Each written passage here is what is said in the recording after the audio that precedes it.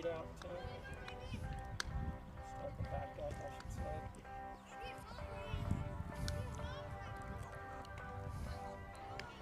Hang on, too. Sounds crazy. Okay, we're good.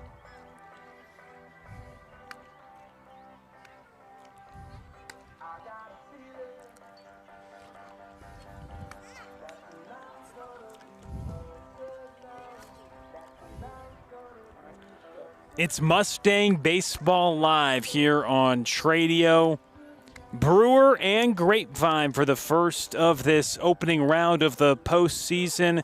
Happy to be with you here at Richland. It's all coming up on the other side. It's Mustang Baseball Live on Tradio.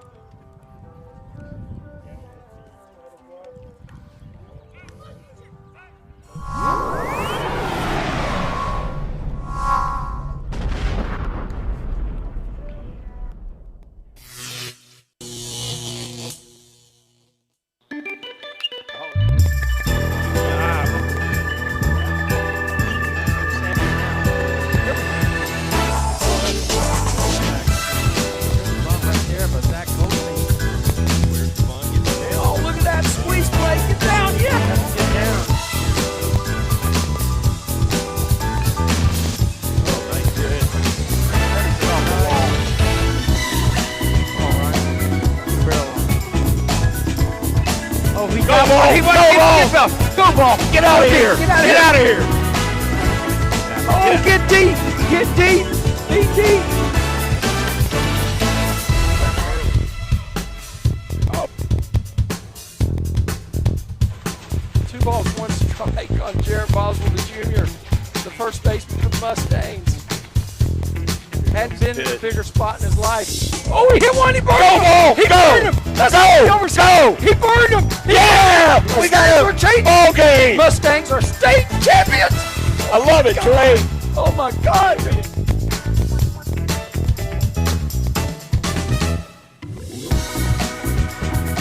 Mustang Baseball Live on Tradio begins now. Back here at Richland, Grapevine and Brewer here in the opening round of the postseason, ready to square off for the first of this series. Happy you're joining us here on Tradio. I'm Will Connerly alongside Mr. Jeff Knipper. How are things today? How are you feeling about this postseason matchup?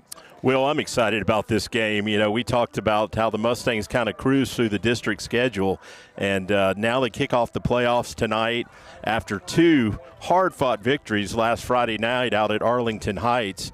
And those games really couldn't have come at a better time because the Mustang faced some 2 tough starting pitchers for Arlington Heights. Both kids were throwing over 90. Both kids are going to be pitching next year in college, and the Mustangs scratched and clawed for a 2-1 victory in the first game. Second game, they found themselves on the wrong side of a 2-0 score, and in the 6th inning rallied for 3 runs against that pitcher who had just been dominant. In fact, that pitcher as a junior had 38 consecutive scoreless innings, so it's really perfect timing for the Mustangs to see such good pitching late in the season because they know when they get into the playoffs, they're going to face that same type of pitching. And that's one of the things that Coach Webster and I talked about in the pregame interview, and I believe we're going to go to that interview. That belief is correct. This is Jeff Knipper with Mustang Baseball Live on Tradio, and I've got Coach Jimmy Webster with me tonight before the start of the playoff game against Fort Worth Brewer. First of all, Coach, let me congratulate you on your 3rd consecutive district championship. Thank you.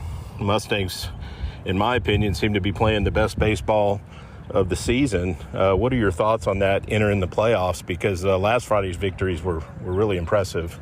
Yeah, Friday was really good for us. We knew Arlington Heights would be pretty good, but, man, they threw the ball very, very well. And one bright spot is the way we competed at the plate. And you can obviously do some damage. You can win with talent, but you can win big with competitive kids. And that I thought we really showed that night. So, yeah, that was a good day for us.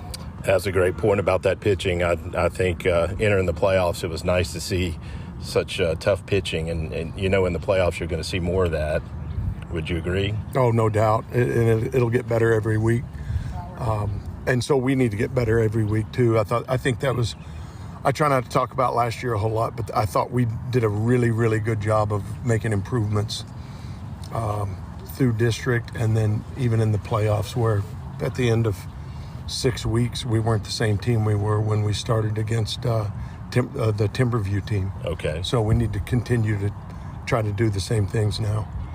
So in this series against Fort Worth Brewer, what do you think are the keys for the Mustangs to come out on top in this series? Well, you're going to chalk this up as coach talk, but it's the honest truth. We've got to be really good at making the routine plays. We have to force them to make plays. We can't be in the air a whole lot. And we've got to be good on the mound. And I didn't invent that, obviously, but yeah. I mean that's it'll be the same next week if we get out of here with 2 wins. But Ben normally is around the zone good, and he needs to do that again today. And we just need to be aggressive and competitive at the plate. And I think we've been okay defensively. I think we'll continue with that. Well, I'd say you've been better than okay. I looked at the district box scores. You only had 6 errors in 12 district games, and you had none last Friday in that doubleheader at Arlington Heights. So I think even most major league teams would like an average of less than a half an error a game. And then on the mound, pitchers have only allowed an average of 1 earned run per game in the district games. So you've been excellent there as well. Ben's a senior, and he's already pitched in some big games this year. Tell me what, from a standpoint of what does he really need to focus on tonight to give the Mustangs the best chance to win?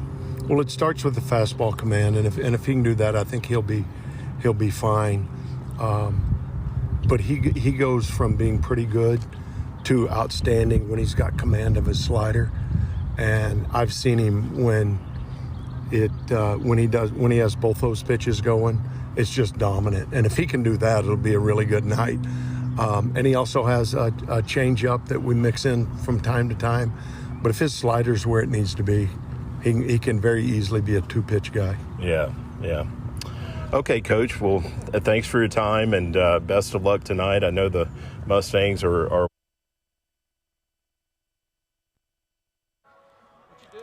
Well, that is Coach Webster joining us, and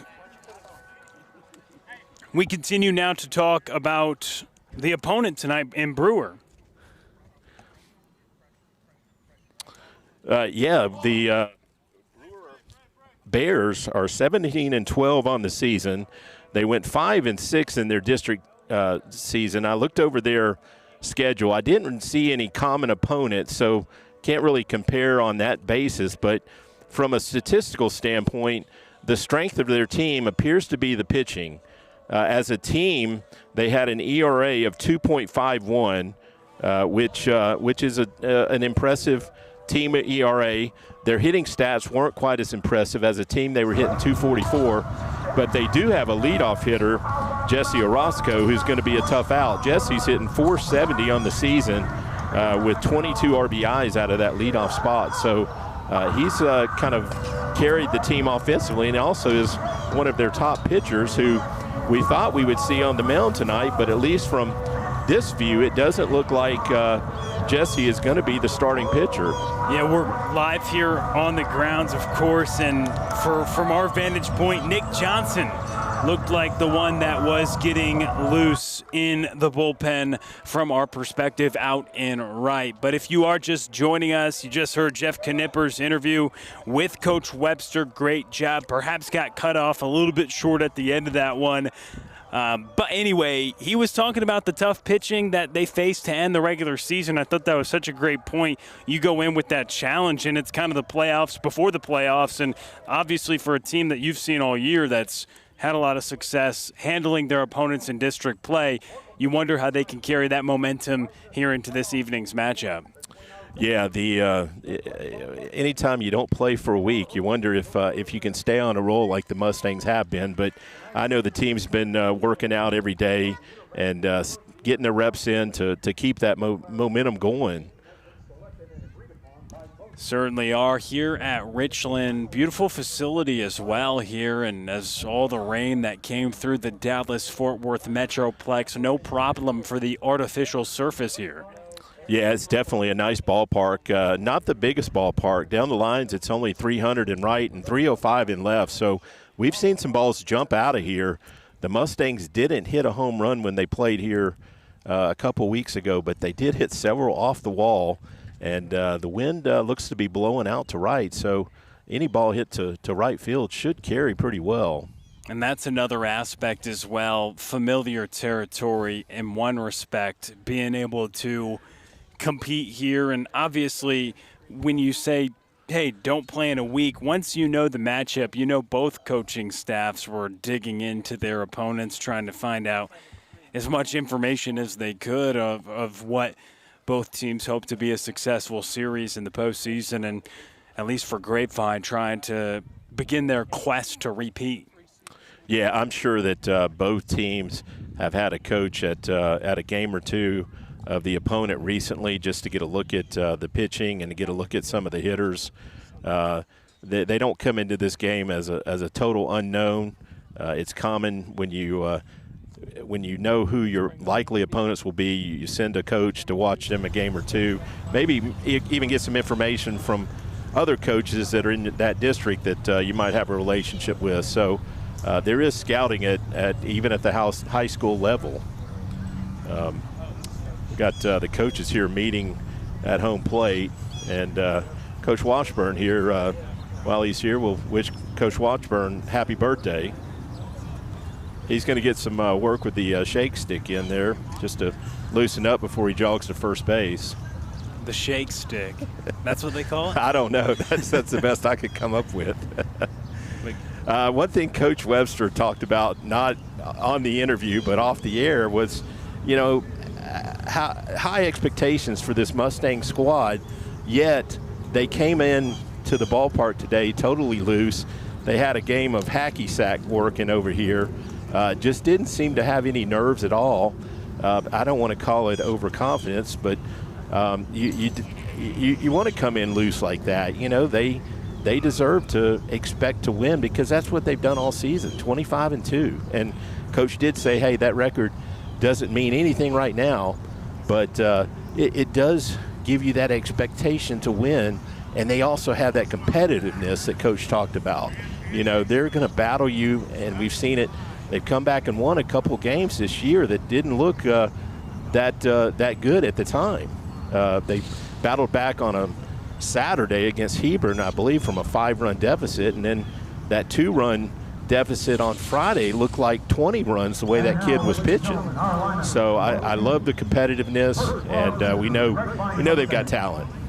That is a fact, and we're going to talk a lot about that talent here tonight and throughout this, what is a hopeful, lengthy postseason journey for this Mustangs team. But again, that's a great point. Coach Webster always saying the right things because the records do go in the garbage, although it's very impressive and it's shown what the work that they've done. It's very impressive that they've been able to put together the record that they have, but also the confidence knowing, hey, the real season, the next season starts here tonight. Exactly. Number 19, Jackson Papadakis. Number 20, Matt Dawkins. We're getting not the starting lineups yet, but we're just getting the rosters announced. We're going to go to the ambient just to let you hear the starting lineups announced, correct? No? In 1 minute we will.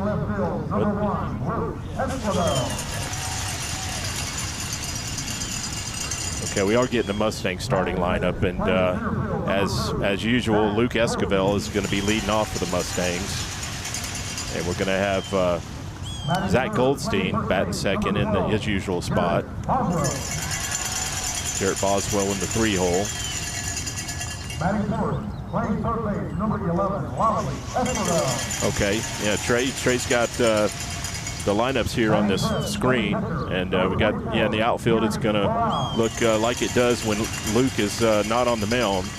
Luke out in left field, Zach in center, and Brady in right field.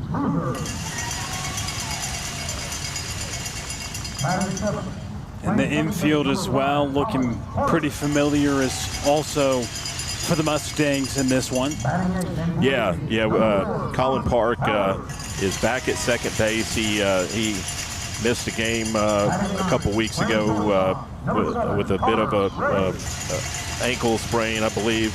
But he's back in the lineup, and Connor Ray has just been playing an excellent shortstop. Connor made a super play last Friday night up in at Arlington Heights.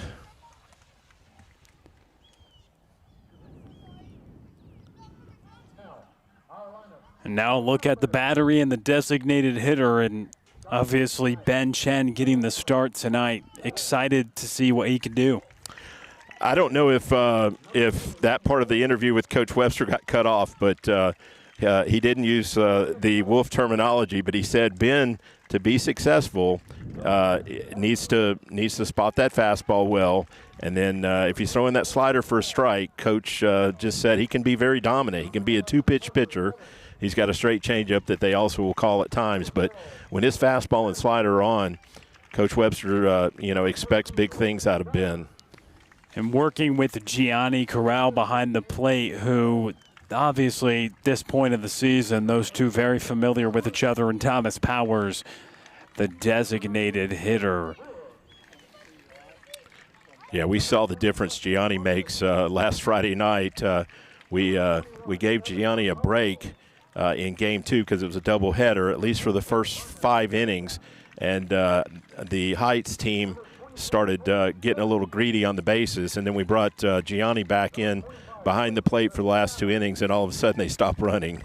So he makes a huge difference in the opponent's running game. Absolutely. I'm excited to see what he can do. And we'll just go ahead and listen to the ambient here.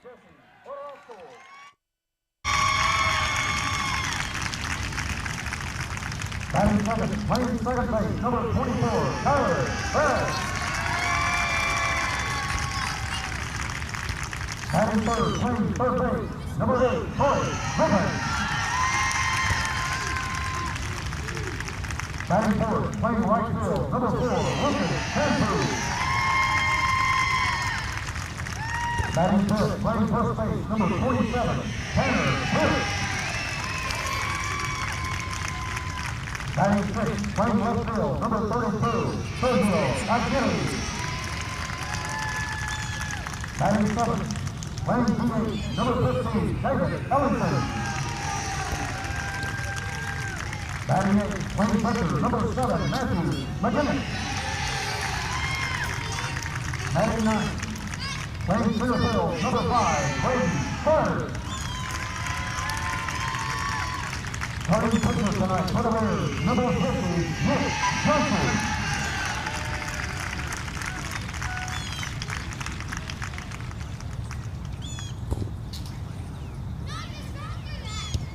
And now, ladies and gentlemen, if you please rise if you're able and remove your hats as we celebrate America with the playing of our national anthem.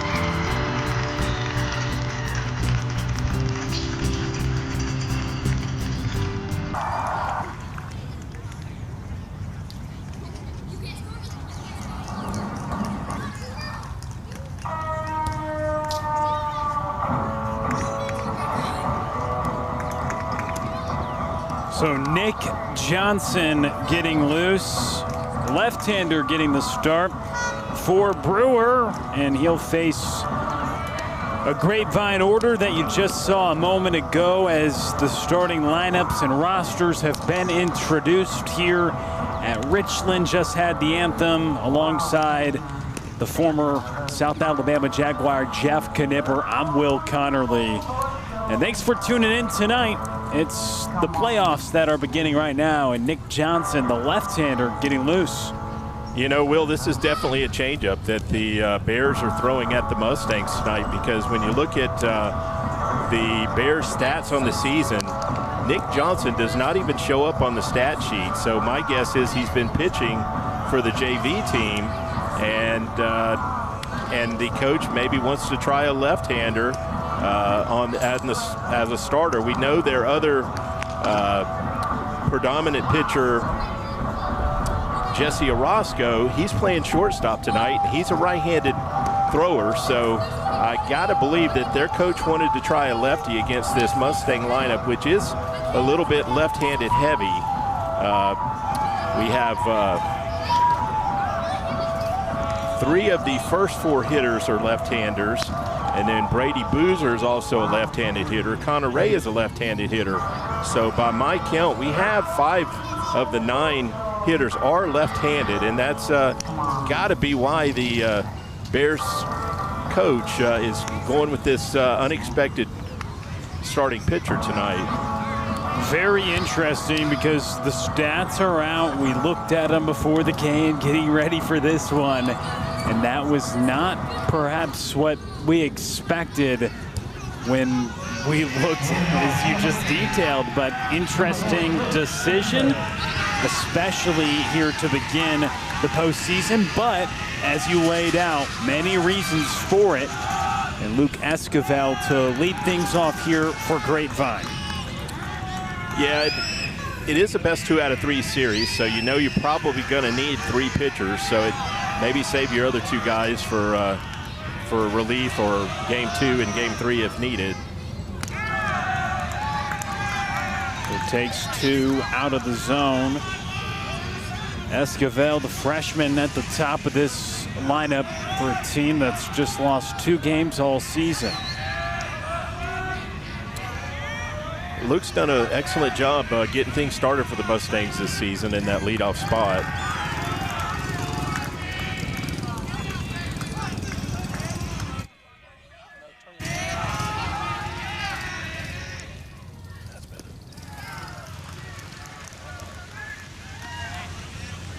So Esquivel at the plate, a 3-0 count.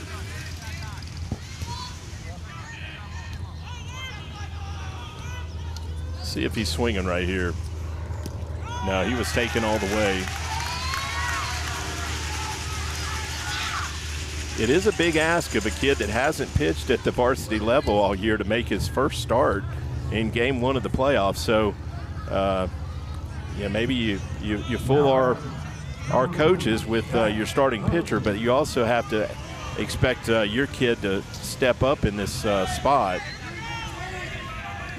Especially doing it against the defending state champions as well. I mean, postseason high stakes for sure, no matter what, as Zach Goldstein takes for ball 1, but the command, the nerves at the beginning of a game, certainly pitching at a stage you haven't before, on top of it being the postseason. Yeah, my guess is he's probably a sophomore, no more than a junior, if he's been pitching at the JV level. Well, it's interesting. Max Prep's on the roster for Nick Johnson, listed as a senior. Wow. Well, maybe he's coming back from injury, so that's a potential explanation. We'll keep researching. We'll find a way. That's what Zach Goldstein's trying to do. Yeah, I do know he's got no stats on the Max Prep site, which has pitching and offensive stats for all of their other players. That is true. But as the offering misfires to make it a 2-1 count to Goldstein, there are some teams that elect to not upload, so maybe they selectively uploaded and didn't upload the games he threw in. Probably a stretch, but there's theories we're thinking of. Either way, the games have begun, and Nick Johnson gets a ground ball. There's a 4-3 ground out, advancing the runner. Play made at second for the first out. The Bears have one down. Kyler Ferris making the play on the ground ball at second. They couldn't turn two, and Esquivel gets to second. Yeah, Luke wasn't moving on the pitch, but that ball wasn't hit that hard, so the second baseman had to go to first base to make sure he get an out.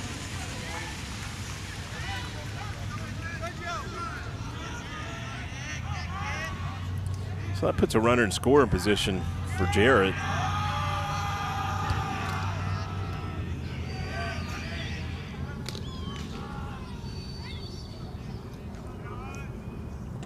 The lefty-lefty matchup maybe they were looking for, and a first pitch strike fired on an off-speed by Nick Johnson.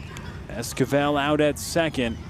Boswell, who just had a massive postseason last year and was a big hero for this team. Can he strike first in the top of the first, trying to come through with an RBI? That right fielder's playing really deep out there. It looks like he's almost on the warning track, but I mentioned this ballpark's not as big as most of the ballparks we play in, but he's still every bit of 330 feet out there, not a step or two from that warning track. Deep out there, that's Lucas Cantu. Out in the outfield, Johnson delivers. And a soft ground ball up the first base line. Johnson applies the tag himself. Nifty play as the senior comes off the bump. Advancing 90 feet is Esquivel, but now 2 outs. Yeah, that pitch was away from Jarrett. I think if he had it to do again, he'd try and drive it to left, but got out in front of it and just chopped it on the ground. So now one Esquivel will try to drive in another as Lally comes up to the plate. And Lally is the leading hitter, any way you look at it, for the Mustangs this year in terms of batting average, slugging percentage, as well as I'm fairly certain RBIs. And he takes good spot to be in if you're a Mustang fan, with the Lally at the plate and a runner in scoring position.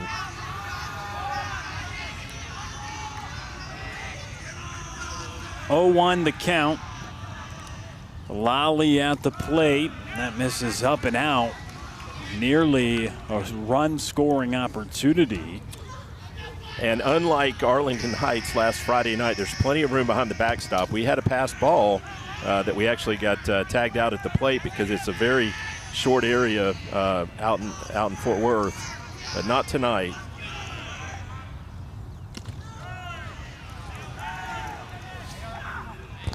Well, there's the numbers, Jeff. I think that if you're approaching the 500 mark, most people think it's the beginning of the season, right? You have a few games under your belt. It's the playoffs, and it's a 469 mark. Yeah, game 28.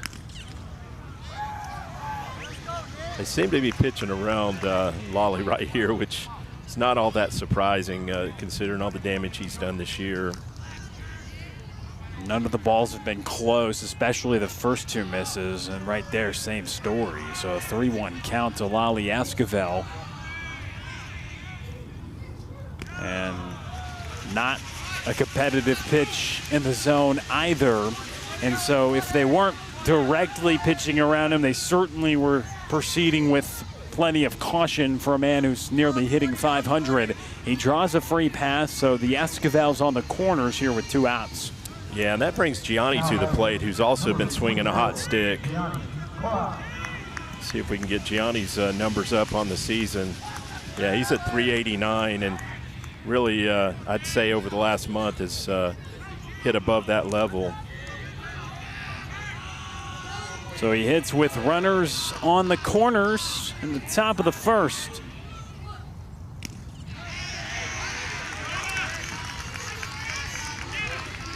Johnson seems to be throwing a lot of breaking pitches, trying to stay away from the Mustang hitters.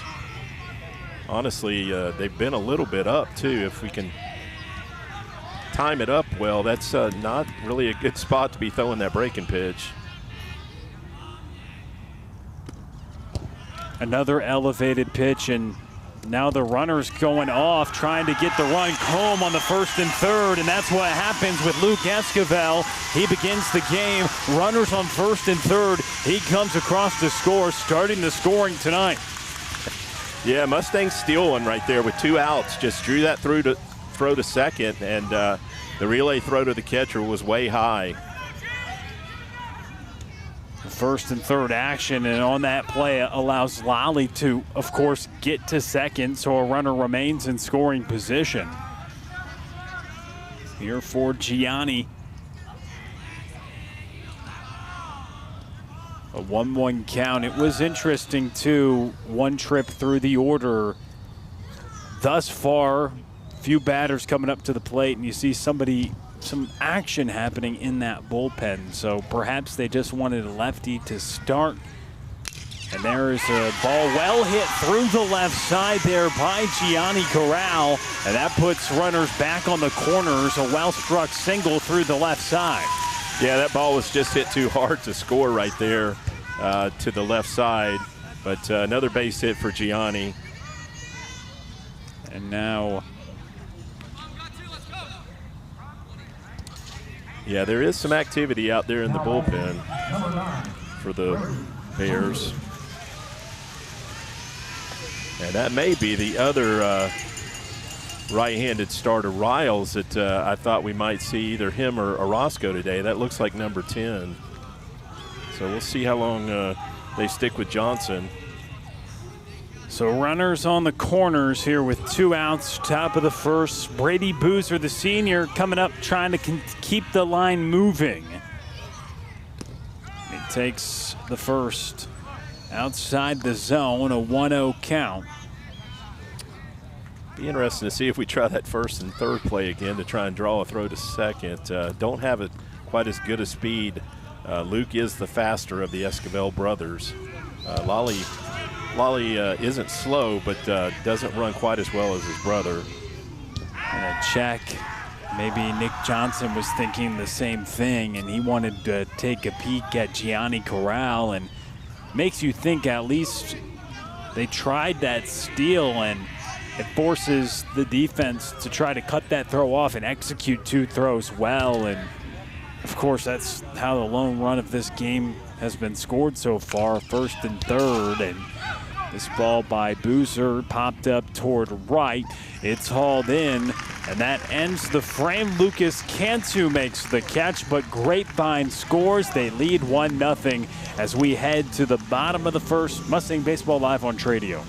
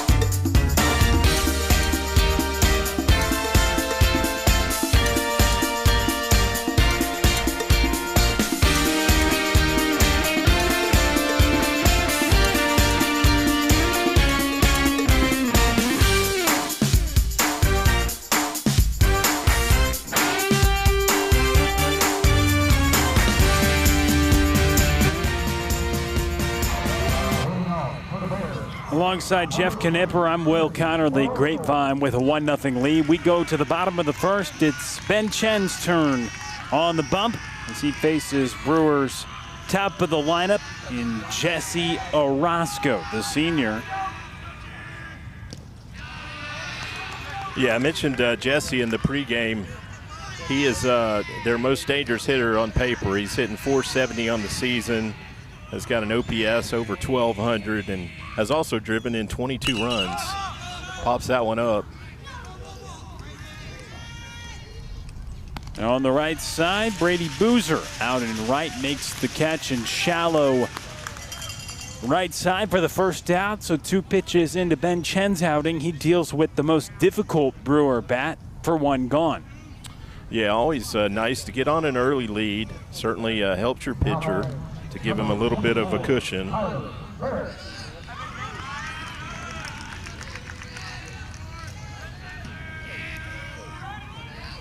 So 1 out as Chen, the right-hander, kicks and delivers. In for a strike there to Kyler Ferris, the junior.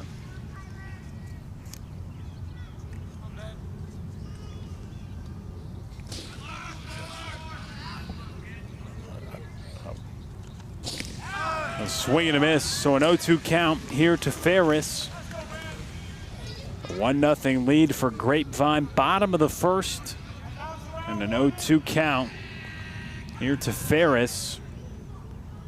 Chen comes home, and he takes something off that one for strike 3.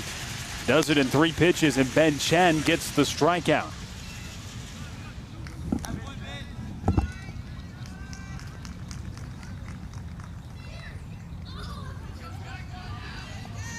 Now batting, number 8, Troy Griffin. So 2 down here in the bottom of the first inning. Troy Griffin to the plate. And that's grounded to the left side. Connor Ray unable to make the play, and that continues the inning.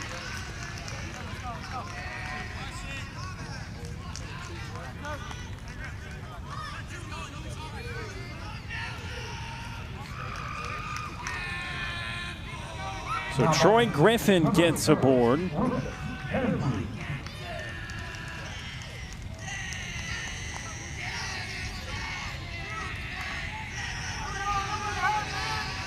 With 2 down here in the bottom of the first inning. And so Griffin gets on.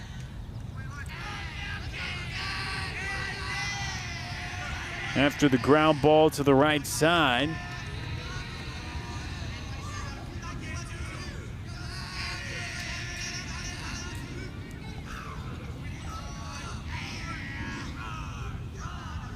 Chen. Foul tipped back. Lucas Cantu at the plate. They give Gianni Corral a moment after that foul tip.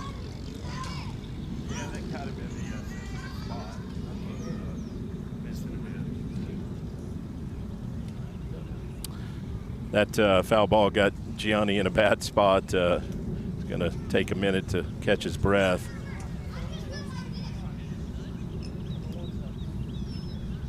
And so Cantu at the plate. Alongside Jeff Knipper, I'm Will Connerly, and special interview coming up here shortly. Yes, we're going to have Wes Cunningham. Wes was a 3-year varsity starter. Was one of the top pitchers for the Mustangs his junior and senior year. His senior year, I believe he set the record for the most wins in a season with 11 wins. I'm not sure if that was eclipsed last year by one of the other Mustangs with the deep run they made, but Wes was a big part of that 23 team that made a deep run. It came up a little bit short. Looks like we're going to get things started again. Yeah, so Cantu at the plate, 2 outs, bottom of the first, 1 on. Always tough early on in a game, too. when a catcher takes foul tips throughout a game, but for it to happen in the first and to be a little shaken up for the rest of the game can always be a challenge. He appears to be good to go as he sticks that one for a called strike from Ben Chen. 1-2 the count here with 2 outs. I believe this is Lucas Cantu at the plate. Indeed. Check at first. It's Troy Griffin who gets back in time. He got aboard on a ground ball to the left side. Ray unable to make the play there. That continued the inning. 1-2 the count. Swing and a miss. Ben Chen with a pair of strikeouts. It's 1-0 after an inning. It's Mustang Baseball Live on Tradio. And now, something special happening. Wes Cunningham. Believe he has us, and he's going to join us here on Tradio right now. Wes, do you copy? I copy. Wes, thank you for joining us. I know your Howard College team had a doubleheader today. How'd y'all make out? We won both games. I think the first game it was 8-1, and then we run ruled them in the second game 11-1. Well, good deal. I wanted to ask you. You made a lot of big starts for the Mustangs, but you were the game 1 starter. I know back in 23 when that playoff run started. So tell me just what it, from a preparation standpoint and just a nerve standpoint, what it feels like to be that guy out there on the mound in game 1 of a playoff series. I think more than anything, you're just kind of excited to get out there and go compete with all the guys around you. I mean, that's kind of something you look forward to growing up, just like being a Mustang baseball player and being the guy out there. Well, I know from watching you as a Mustang, you had a blast during your high school career. Nobody was into the game more, whether you were on the mound or just on the rail over there supporting your teammates. And that's one thing I've noticed. This Mustang squad's the same way. Mm-hmm. Tell me a little bit about your baseball career right now. Obviously, you're at Howard College, and where you might be pitching next year. Yeah, so I started off my freshman year at Webster University in St. Louis, and it didn't start my college career off quite the way I wanted to. But then over the summer, I trained out in St. Louis and made my way over to Howard College through some guys that I was training with, and I mean it's been a blast here. It's been a blast year ever since, yeah, I mean this season's going well. I'm throwing the ball well, and this team's kind of built like the Grapevine Mustangs. We're hard working and we're very together. So it's been good. That's good to hear. I got one more question for you before we get back to the ball game. You played with a couple of these Mustangs back in 23. Gianni Corral was your catcher. Lolly was the DH that year. And tell me, do you keep in touch with some of the guys on the team? I know you were down I believe you came to some of the playoff games last year. Yeah, I still got a good relationship with those guys. Whenever I come home, I always go over to the Hack Shack, and I'll see those guys, and Gianni will catch a bullpen, or we'll just talk about baseball. And, yeah, we still got a good relationship going. That's awesome, Wes. Once a Mustang, always a Mustang. So yes, sir. Really appreciate you joining us, and best of luck in your baseball career going forward. We might have to sub you in for another interview, and hopefully this will be another deep playoff run for the Mustangs. Yes, sir. I appreciate y'all for having me. Okay. Have a good one. Yes, sir. You too. That's Wes Cunningham joining us. Really appreciate the time that he takes. Former Mustang and obviously still very in touch with the program as well. As there's one gone here in the second. Colin Park is retired, but very cool moment to hear him talk about his career and all the memories and relationships he still has with the players on the team. Well, we know last year down in Round Rock about at least 6 or 7 of the 23 players were down in Round Rock supporting those kids as they dogpiled for that state championship. So there's a lot of tight bonds. And Thomas Powers grounds one through the right side. Yeah, good job of hitting right there. He just kind of went with that pitch and drove it to the right side. We're just about to lose that sun behind the trees over there and can take off the sunglasses. Always a good feeling. It was beaten down for a little while, wasn't it? Yeah, it was a little warm out here, but for Texas in May, I shouldn't complain. No way. That'll get you much worse as Connor Ray is at the plate with 1 out, 1 on in the top of inning number 2. And he takes for a strike. So we saw some action in the first inning in the bullpen, still persisting, but it's still Nick Johnson out there going up against the .370 hitting sophomore Connor Ray. Yeah, Connor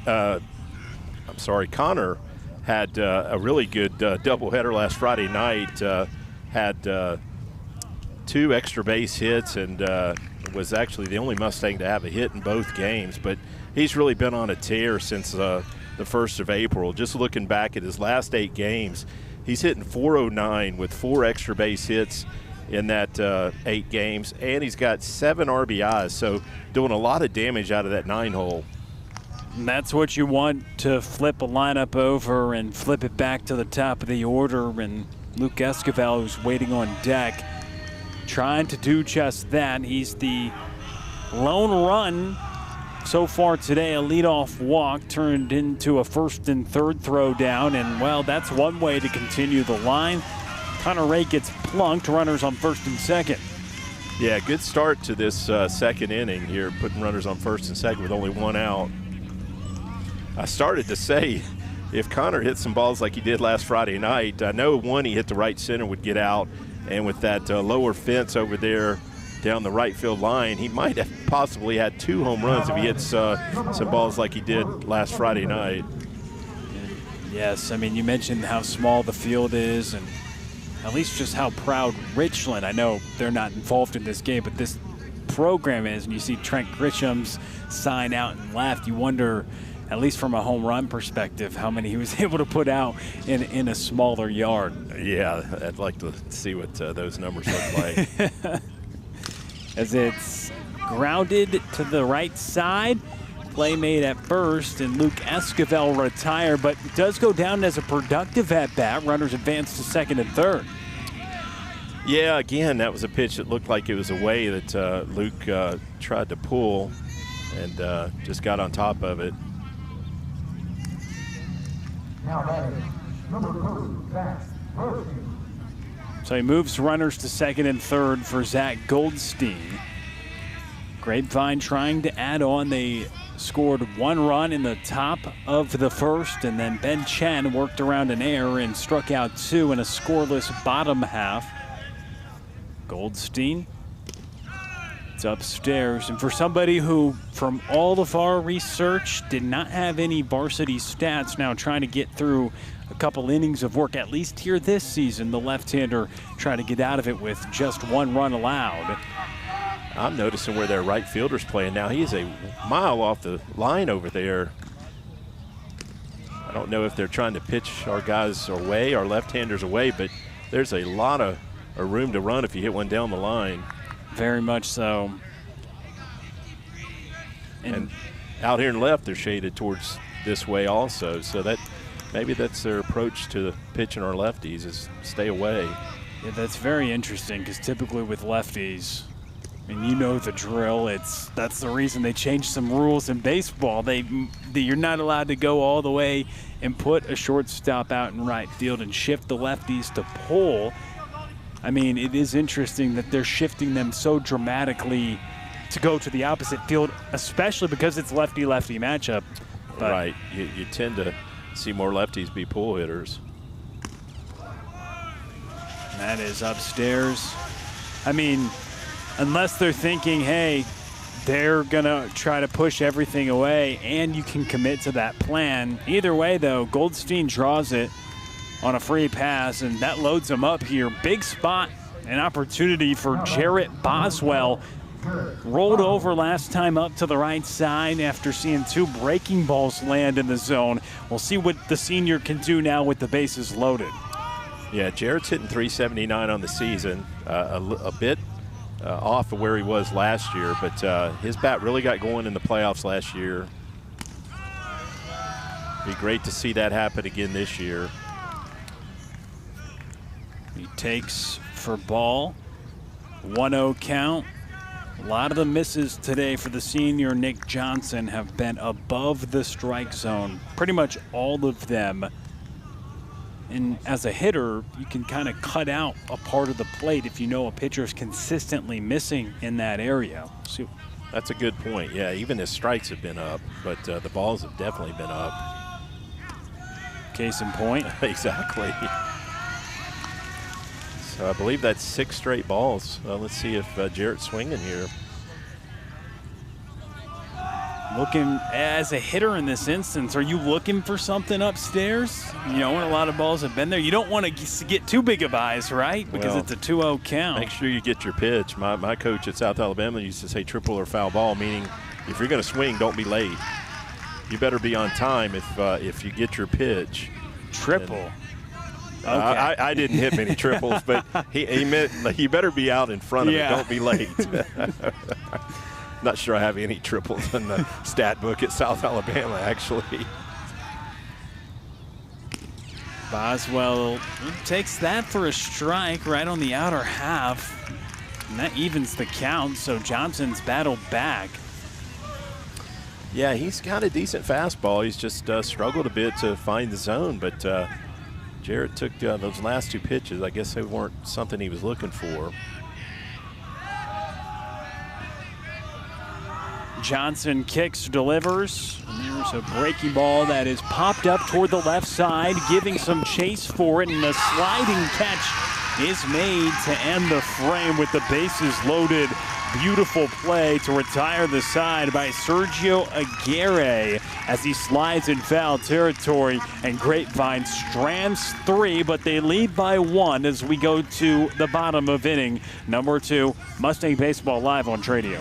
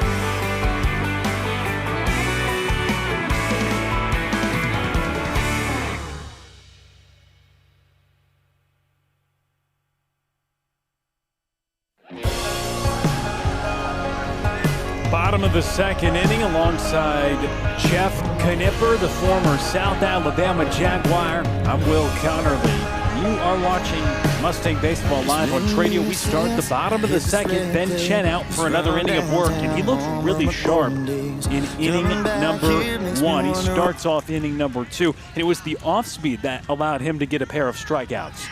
Yeah, I'm guessing that was that slider that Coach said when he's throwing that slider for strikes, he's really tough.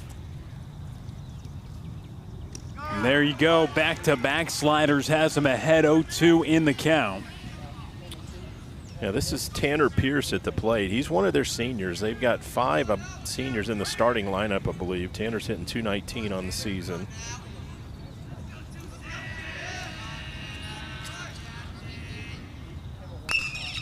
He lifts this towards center field. Goldstein makes the grab. 1 gone. Made a pretty good adjustment there, but pretty easy play right there for Zach. So 1 out as Pierce is retired, and now the man who made an incredible play to end last half inning, Sergio Aguirre, is up to the plate. Yeah, that was at least a 2-run saving catch because the hitters or the base runners were moving on contact there with 2 outs, and at least 2 would have scored, maybe 3 if he doesn't catch that ball. Just a sliding grab in foul territory, or pretty close to the line out there, but it was incredible. I knew the infielders weren't going to be able to get to it, and before I could even say this is going to be a tough catch, he made the sliding catch. We had a good view of that from the Tradio tower over here. Big old tower. 2-0 count. And Chen, not just the strike zone, it looks like at least early on, both corners are in play for the respective righties and lefties on the mound. As he grabs the outer half for a called strike there, Ben Chen kicks and deals, and that's another ball towards center. No problem once again for Goldstein. Yeah, those balls are not hit that hard. Zach's going to run down to anything that's in the air that long and not hit on a line. David Ellington's now up at the plate here with 2 outs and nobody on. Solid crowd tonight. Jeff, I mean, the stands, as we look, you can see on the top left portion of your screen, and I'm sure we have the capability to show you more. Those are packed, full right there. And, well, it's Zach who's going to account, Jeff, for all 3 outs in the frame. Yeah, that was 3 balls that were pretty similar in trajectory. I just noticed Ellington, that's only his 5th game appearance this season. So, again, the Mustangs the Bears have changed things up as we going to mute ourselves.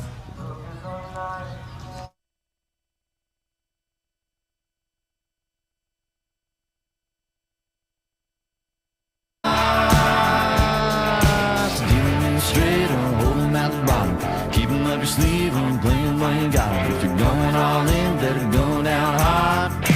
Wild card. With the devil on your back, digging up your slack, running out of town when the sky turns black. Tumbleweed ghost, rattlesnake soul. If you want to leave, I'll go. Going all in, going down strong. Never know what I'm gonna do. I tell you.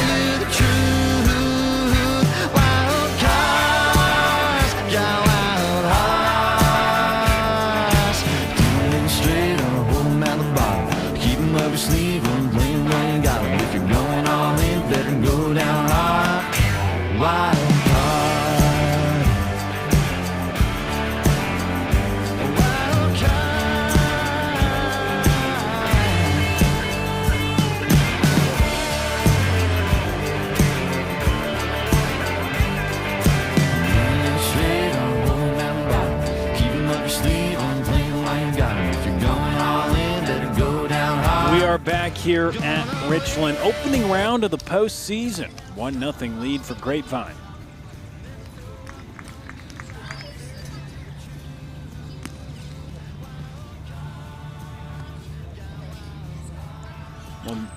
Okay, we are going to see a pitching change here for the Bears. This is Colton Riles, and he was one of the expected starters. He pitched in 10 games on the season, went 3-5 with a 2.5 ERA. So they get 2 innings out of Johnson and held the Mustangs to only 1 run. So their coach is probably a bit satisfied with that outing from a kid who, at least on paper, has not made a varsity, not just a start, hasn't pitched a varsity inning all season. And then you give it off to a guy who has a lot of experience, like you mentioned this season. We'll see. I mean, to get through a couple innings for a newcomer on varsity in the playoffs against the defending, I mean, that is impressive to do that against this Grapevine team. Yeah, Riles pitched in 10 games and pitched 50 in a 3rd inning, so averaged about 5 innings a start.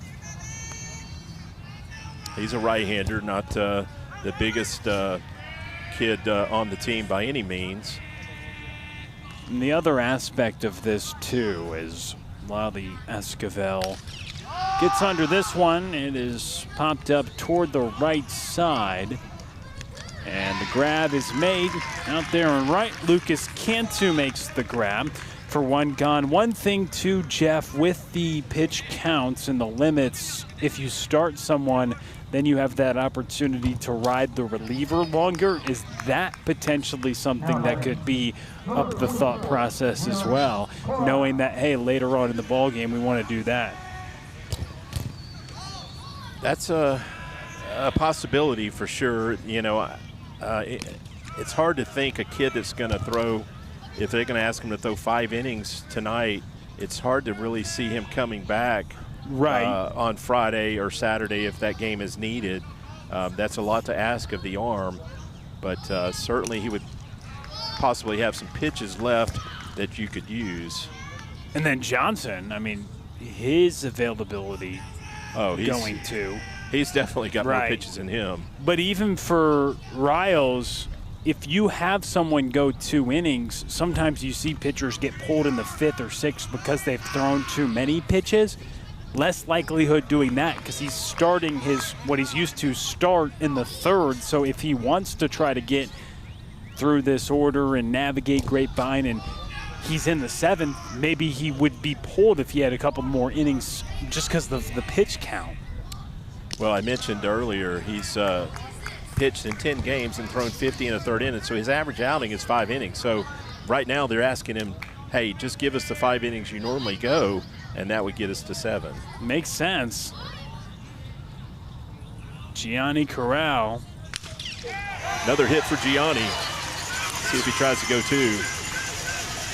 Big round around first, but he slides back. So a 2-for-2 day thus far. Both balls pulled to the left side.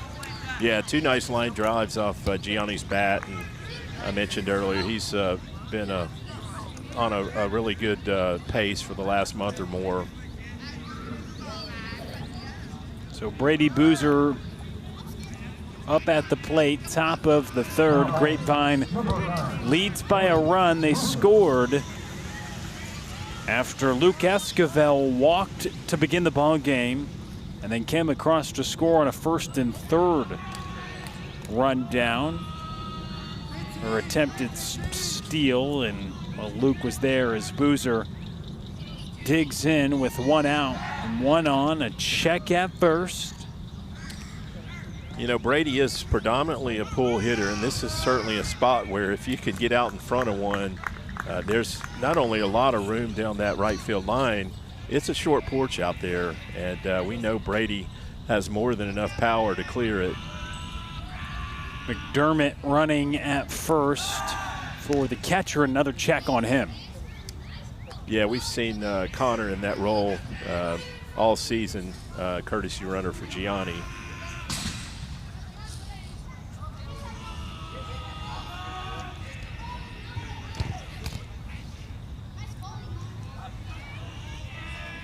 So Riles' first inning of relief for the right-hander who's used to starting a ton and working deep into ball games. That's popped up.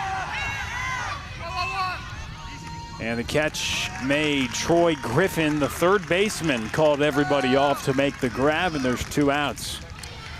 Yeah, one of the keys Coach Webster mentioned pregame was keep the ball out of the air, and unfortunately the Mustangs have now had at least 3 pop-up outs on the infield or not far beyond it. So that certainly wasn't the game plan. Although it is an inviting win tonight, you can't get under him quite that much. And Colin Park, he lifted the ball in the air last time and was retired as well, as he's hitting .342 coming in. Yeah, I may be a little short on that guess of 3 pop-ups. We may be closer to 4 or 5.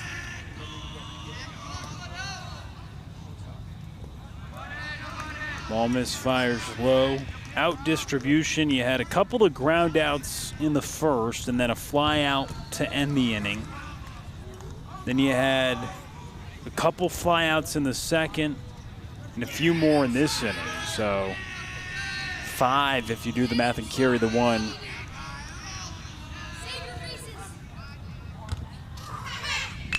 With Park, who pulls it foul. in the vicinity of what you described earlier, Jeff, as the Tradio Tower. It's a modest tower over here. But Gavin's brave tonight. He doesn't have the glove out. He sometimes sports the glove, and he's going to play it risky tonight. I was talking to him about the Kentucky Derby before the game. Maybe I got him in a gambling mood. As that misfires low, easy swipe of the bag there by McDermott. For those that don't know who Gavin is, when you mentioned him on the camera operation here by the third base side. And of course, Churchill Downs, a big venue upcoming this weekend for the Kentucky Derby. We'll have to learn more about that conversation you guys were having at some point. Yeah, Gavin moonlights, or he did, as a camera guy out at Lone Star Park. So he's had a up front and personal look at horse racing. That's awesome. Colin Park. Well, they say he does go around on the appeal, and there's 2 strikes, 2 balls, 2 strikes, 2 outs. There is a 3-man umpire crew working tonight, and that's a call maybe that they don't make if there's a 1-man crew, because he's not on that first base line to make it. So that sometimes works for you and sometimes works against you. Riles is set. Multiple looks at second. He kicks and comes home. Oh, balk, I believe. It looks like, I believe Colin Park just called time. Okay, that's why the umpire said no pitch. Wishful thinking on my part. Well, it's 2 on the balks now, the free pitches, right? If it's a balk and they deliver home, you're allowed to swing at it. Either way, that wasn't in play there, but Colin Park was granted time, not always granted it, so good to come home and try, but there you go, 2-2 count, and Park to the left side. Play is made, side is retired. A 1-0 score as Jesse Orozco makes the play, and we continue. Grapevine leads 1-0. It is Mustang Baseball Live on Tradio.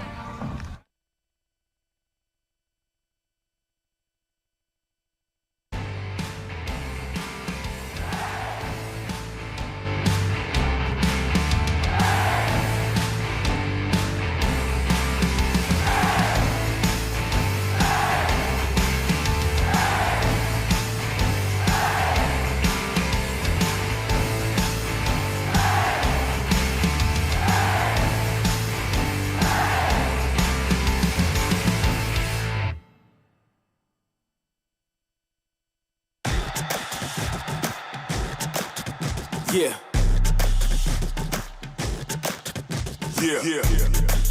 I got it.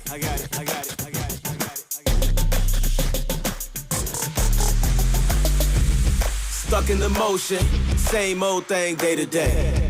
Fussing and groaning, but that won't go pave the way. Gotta work hard, fight for your spot, whether you like it or not. Gotta work hard, fight for your spot, on your rise to the top. I'm one of one, no, they can't steal my style. They bump their gums, run their mouth to the crowd. We don't hear none of that, none of that, none of that. What are you, deaf? We don't hear none of that, none of that, none of that. Now I'm just blessed. How can I not be the...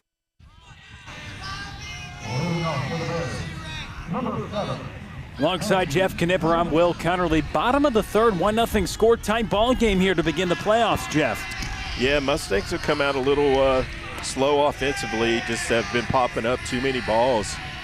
Gianni's really hit the only hard balls of the night. He's got 2 singles to show for it, but nobody else has really squared the ball up.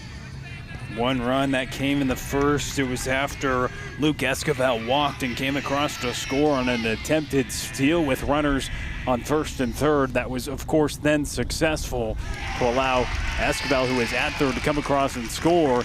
And right there, a free base. Matthew McGinnis gets on to start for the Bears. A good start for them here in the bottom of the third inning.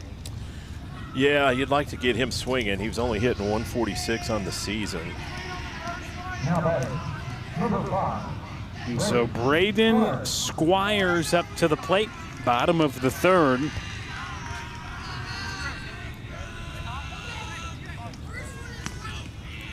So Ben Chen, first base runner that he's allowed tonight on his own, you could say, as there is another ball that, yeah, it's going to be a foul ball. It was Squires who was attempting to bunt. And if you guys are listening, you know they had a base runner in the first, but it was on an error. So the first base runner, you could say, that Ben Chen has allowed as he surrenders that free base on the HBP to McGinnis. Looked like nearly another one, but Squires was squared, and he gets called for the foul ball. Yeah, I don't think he liked the call, but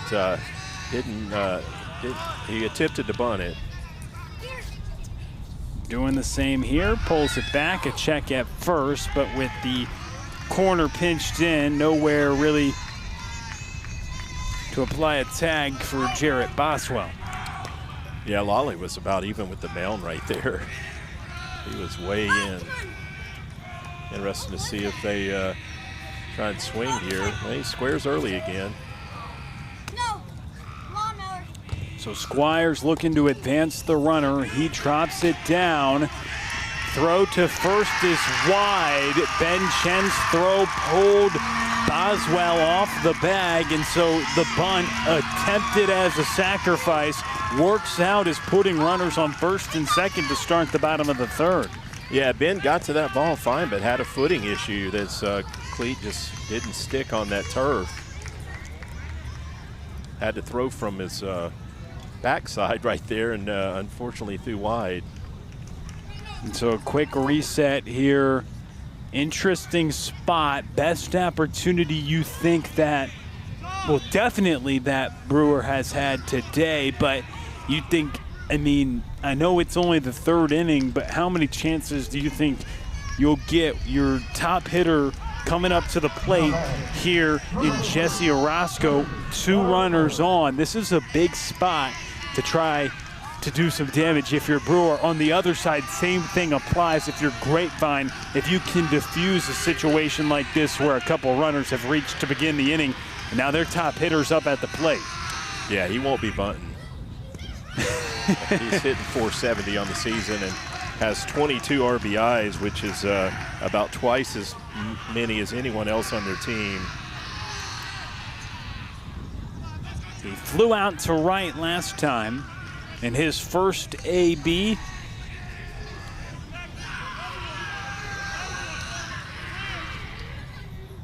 Good pitch.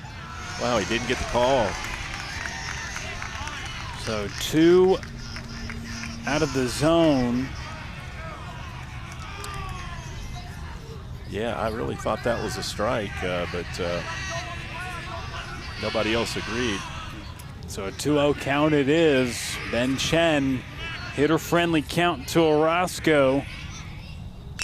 And Orozco gives this a ride towards center. Goldstein tracks back, and the tag from second to third successful there. Alex Chavez, the one running on that occasion, but Orozco gave it a ride toward that 360 sign in center. Yeah, that was a well-hit ball. Zach did a good job getting back to that wall and making the play. The runner tags from second, but that was not an easy catch. He had to go a long ways to get it.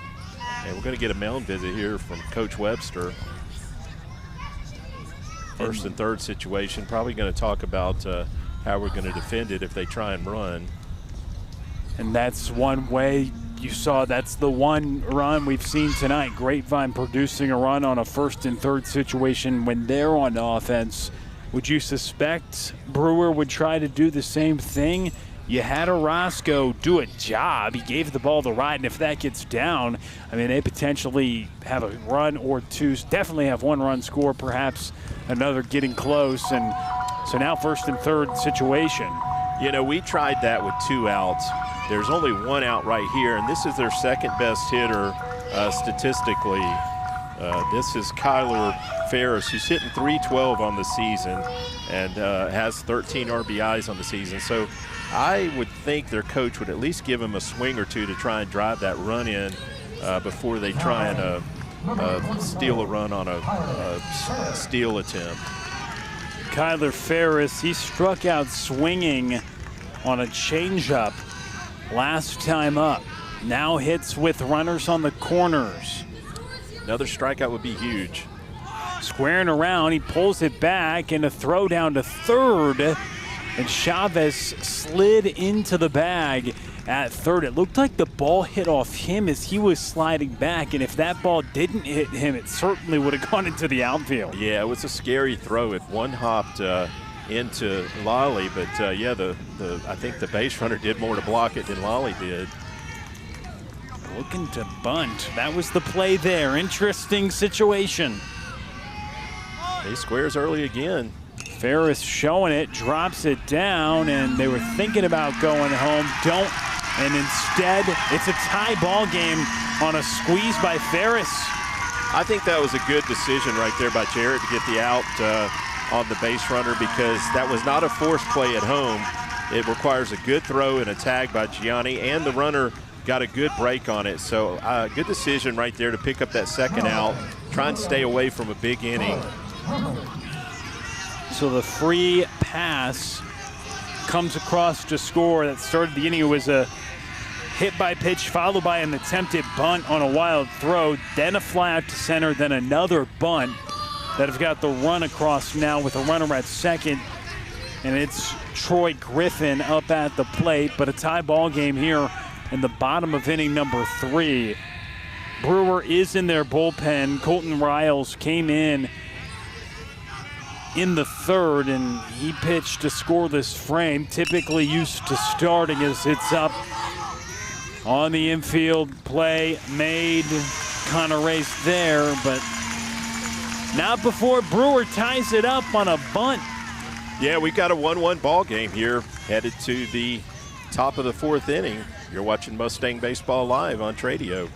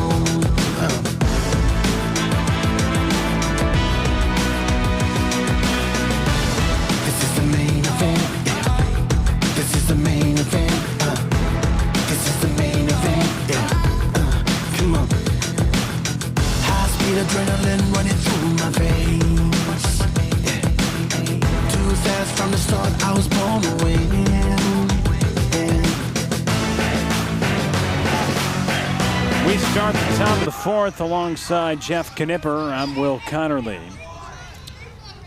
You know, Thomas, an apology. I said earlier Gianni had the only 2 hard hit balls for the Mustangs, but Thomas had a single to right field in his first at bat. Oh yeah. So he's got one of our 3 hits.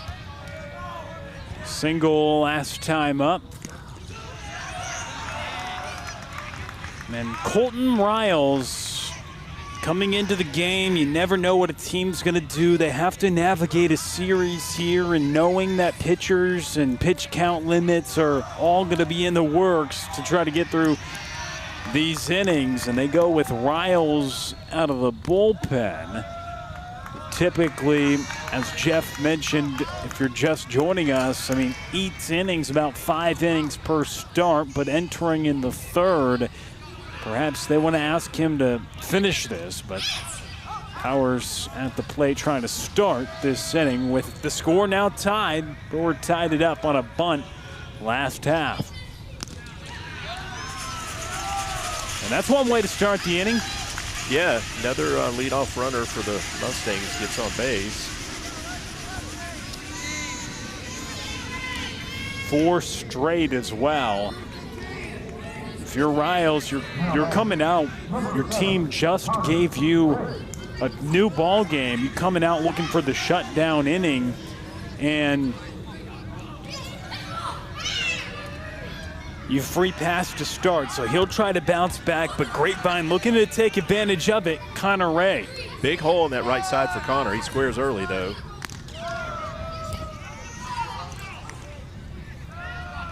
He pulls back, so you got Ray, and then it's back to the top of the order. So this is a spot for Grapevine to try to do some damage. Ray hitting 370, and he was hit by pitch last time up.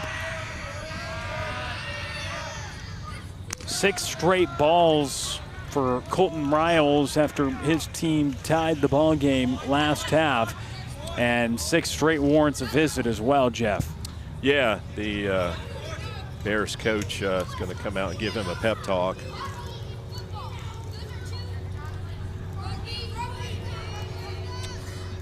Art Sonato is the Bears coach. He saw him over here on third base.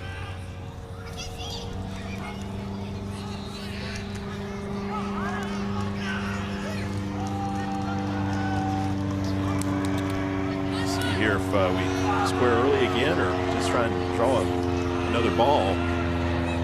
Square is there. Pulled back and a strike there. So Sonato's visit warrants a strike. Yeah, he probably told Colton, hey, you just need to focus here. I doubt it was any type of technical issue. Mechanical adjustment. No, I agree. That's always the worst time when you're out there. You think, oh, if I adjust something in practice, that's good. But when you're trying to compete and you're trying to adjust things, it's hard enough. I can tell you, it doesn't work on the golf course. Pulled back, called for a strike. It is interesting, though, because the biggest thing about pitching and pitching mechanics is everyone's mechanics are different, but the key is just how can you repeat those mechanics? And I think, again, just getting back to some of your fundamental cues, perhaps what he did, he's fired a couple of strikes after the visit. Yeah, Connor finds himself with 2 strikes and no swing yet. He's worked it full now.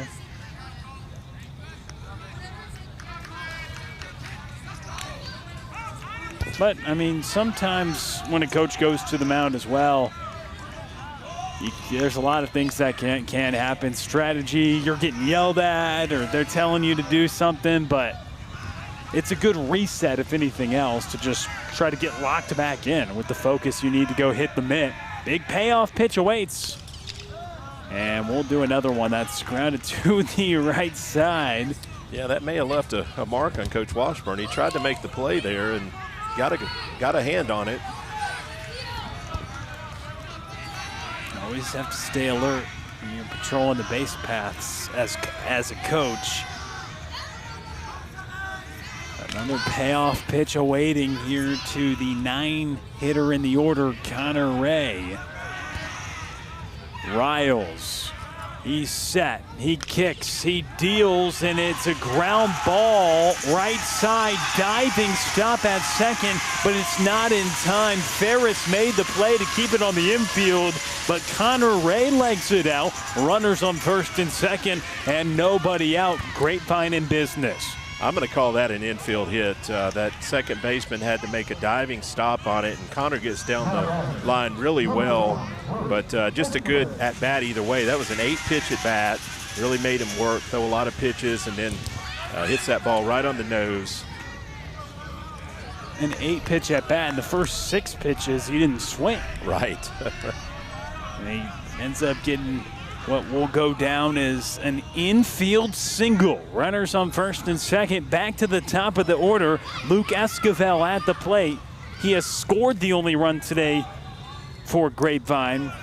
And now he has a chance to produce the next run here for the Mustangs with runners on first and second and nobody out. Yeah, I think our producer Trey is mentioning that this might be a spot the Mustangs run at times, but when Luke's hitting over 400, he's gonna swing the bat here.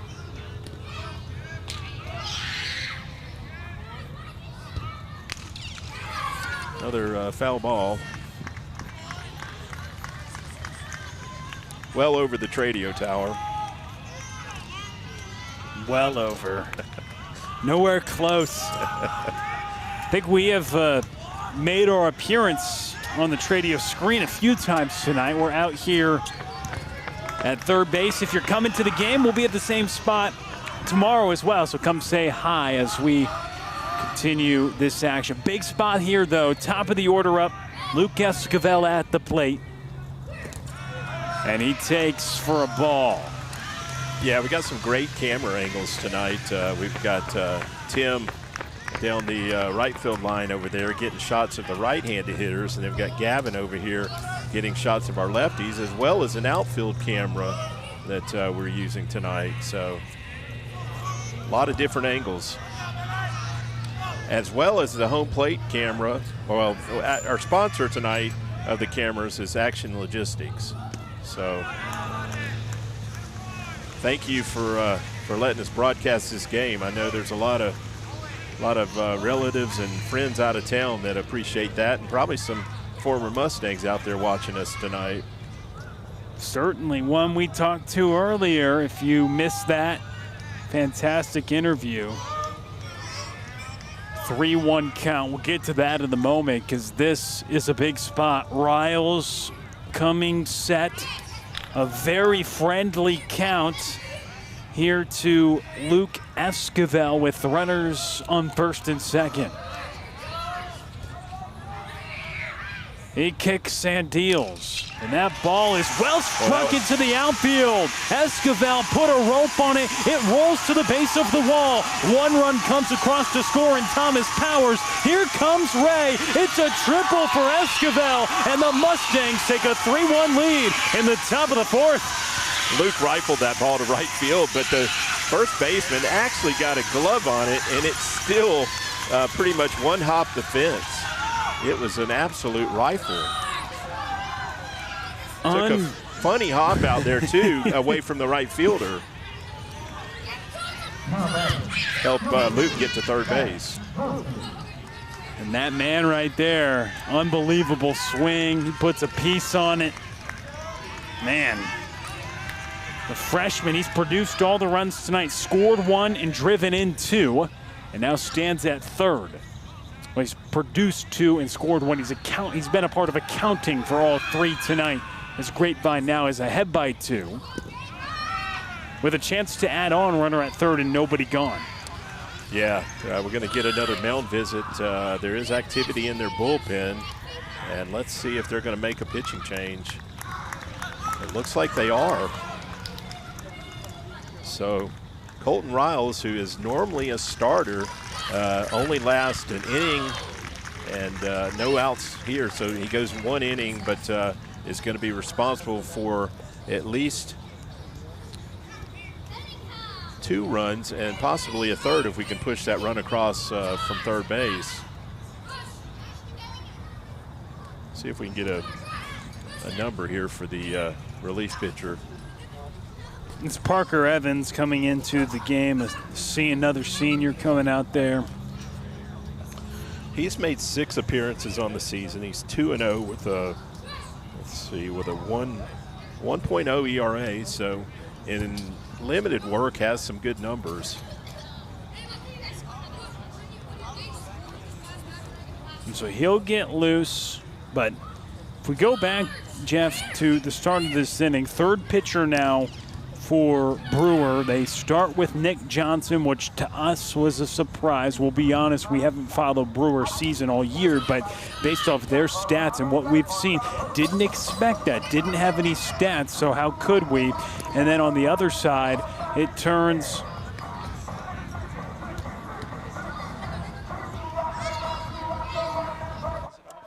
And so he gets the start. Then they go to Riles. Now the third pitcher used. It sets them up in a tough spot moving forward as well. I mean, of course, Orozco is who you'd expect. He's a guy that could pitch, and you'd think tomorrow, but obviously they're worried about a tight ball game right now, 2-run game, and it just got changed if you just missed it. Luke Esquivel comes through with just a great hit. I mean, it hit the infield, and it goes down as a triple, right? I mean, that's there was no error there. Right. It just took a funny hop off that outfield wall. It's got ridges in it, so it's not a total shock that it would take an oddball hop. It's not a flat surface on that wall.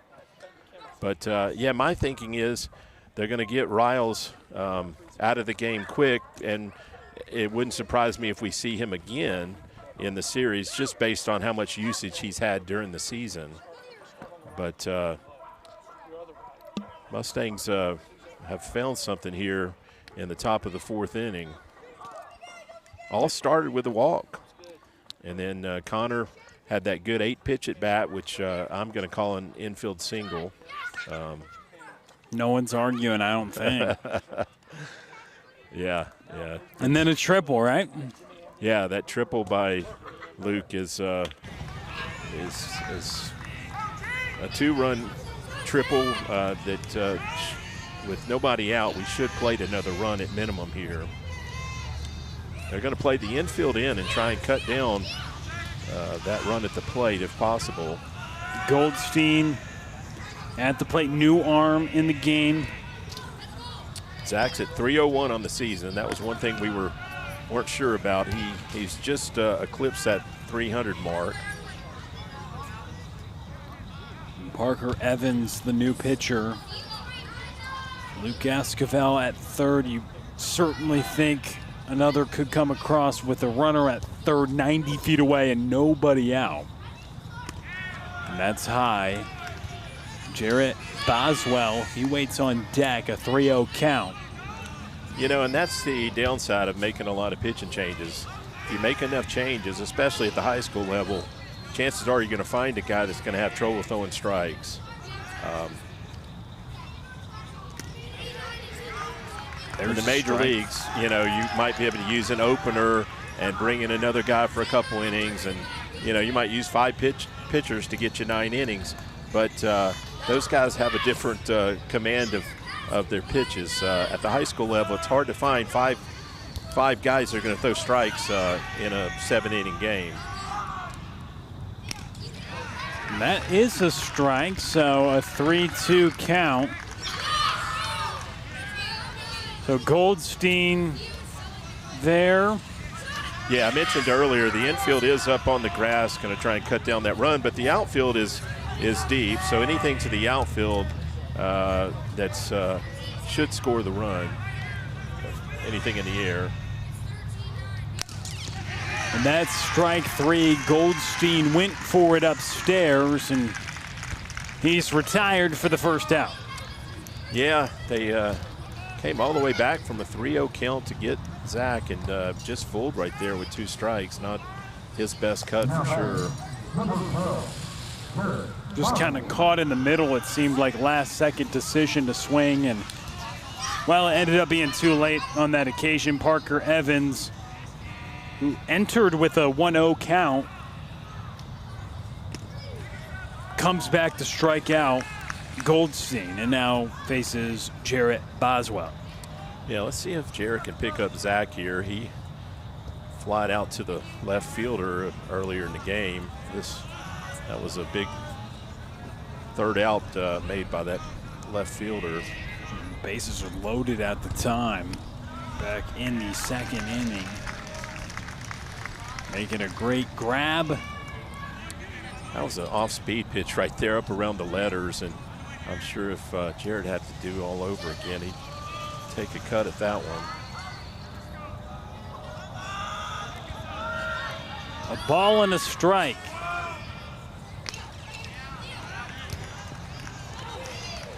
That one's out of play.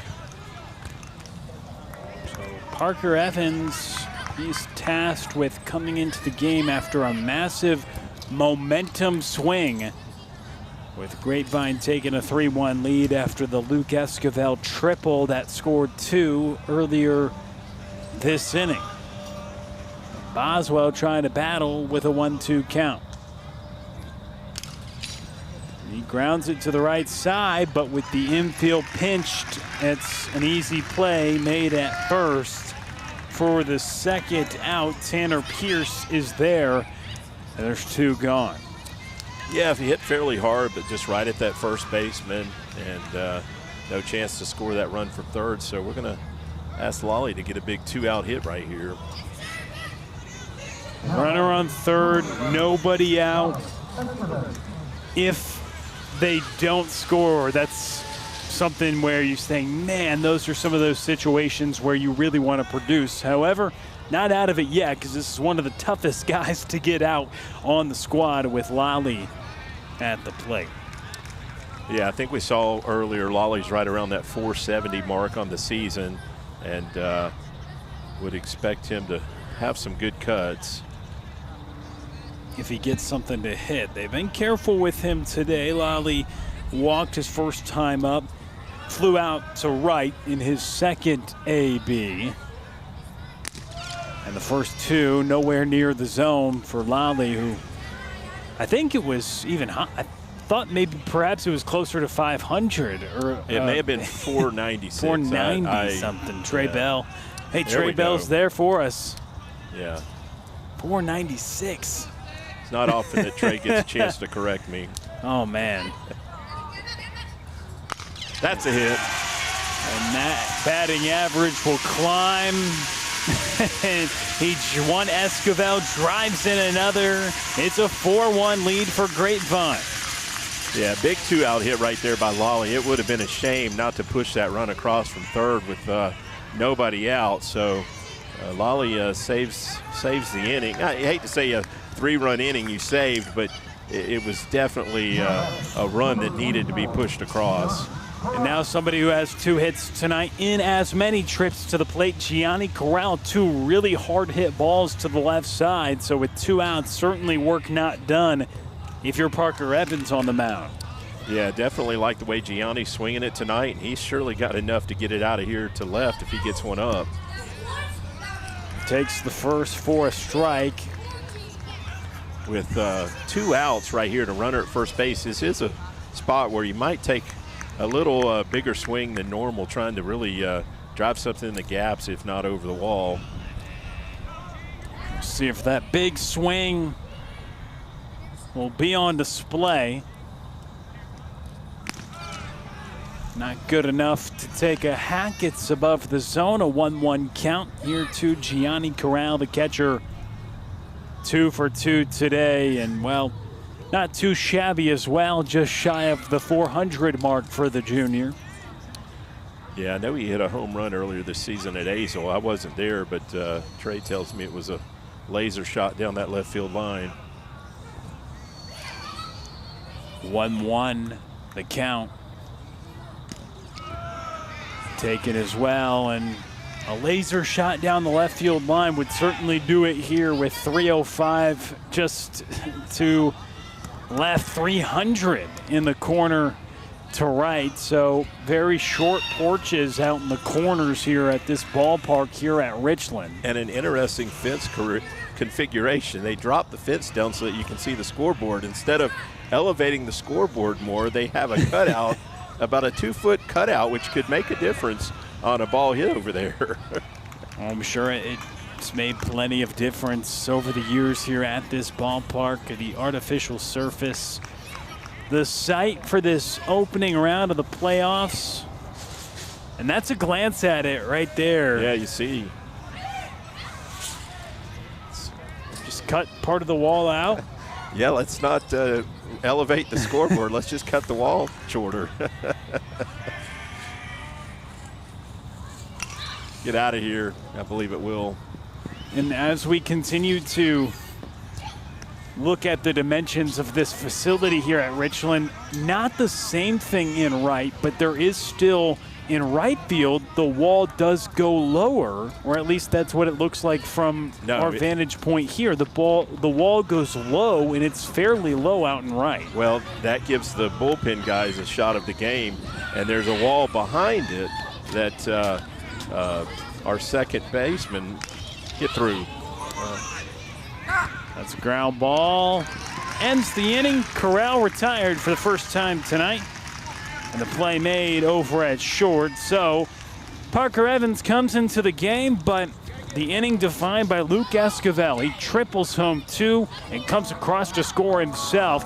That puts Grapevine up by 3. It's Mustang Baseball Live on Tradio.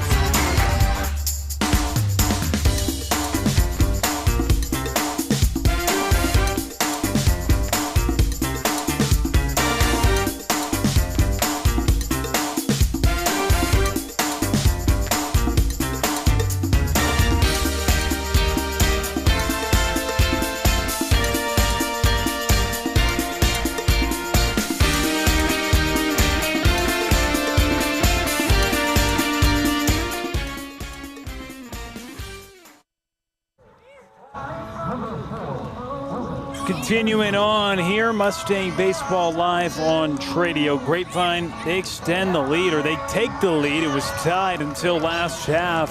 Luke Esquivel triples home 2, comes across to score himself, and now Grapevine up by 3 as Ben Chen goes back on the bump. Yeah, nice to put Ben on a lead again. Ben's only thrown 30 pitches through 3 innings, so he's on a good pace in terms of pitch count.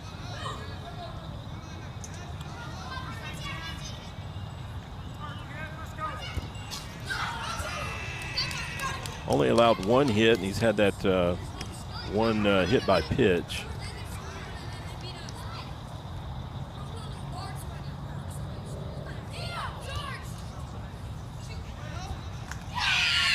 So Cantu struck out swinging last time. That's probably going to get out of here. Yeah. Well struck ball, and it's a home run for Lucas Cantu. And that makes it just a 2-run deficit here for Brewer. Yeah, we knew the ball was going to carry well to right, and that ball was hit really well. That was not really a byproduct of the field. It was just a well-hit ball. Pretty much tell when that ball cleared the infield, it was not coming back. He called it right off the bat. And then Lucas Cantu leaves the yard, turns on it, launches it. That is his 3rd home run of the season, so he's shown a little bit of power this year.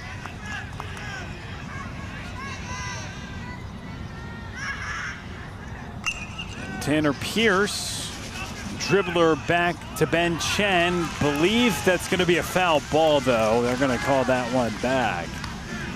We'll see. Well, both umpires confirm that's the case. So Tanner Pierce will grab the bat. Initially, Ben Chen gathered it, but it hit him coming out of the box. Yeah, it did have a funny look to it coming off the bat.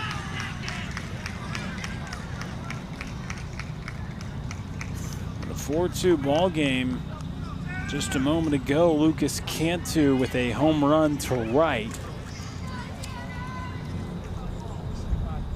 Now Brewer trying to continue that here in the 4th inning. It's a good ball game so far, Jeff. Yeah, fortunately the Mustangs put a 3 spot there in the top of the 4th because, you know, it's been neck and neck the whole way, and they're trying to close the gap on us again.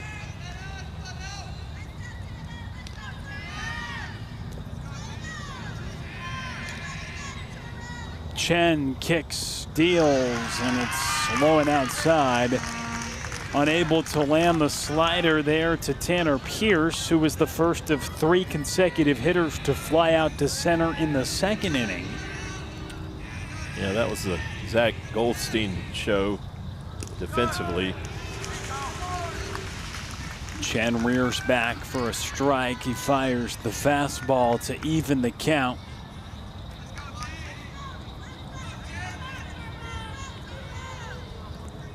And it's 2-2 to Pierce here in a 2-run ball game.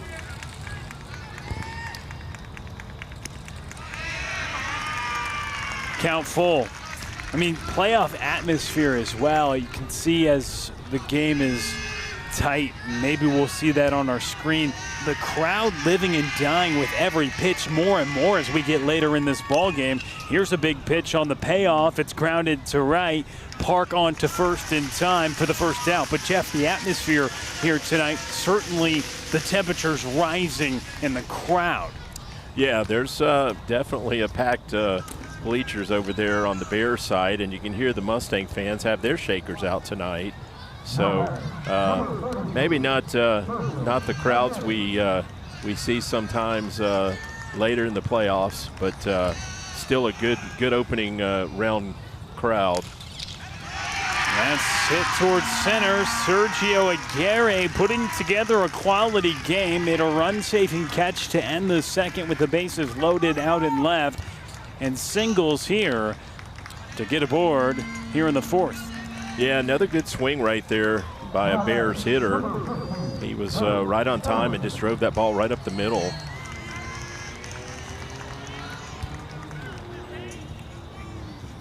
So now Ben trying to bear down. Obviously, a pitcher's best friend here would be a double play ball as the middle infield pinches in just a touch for David Ellington.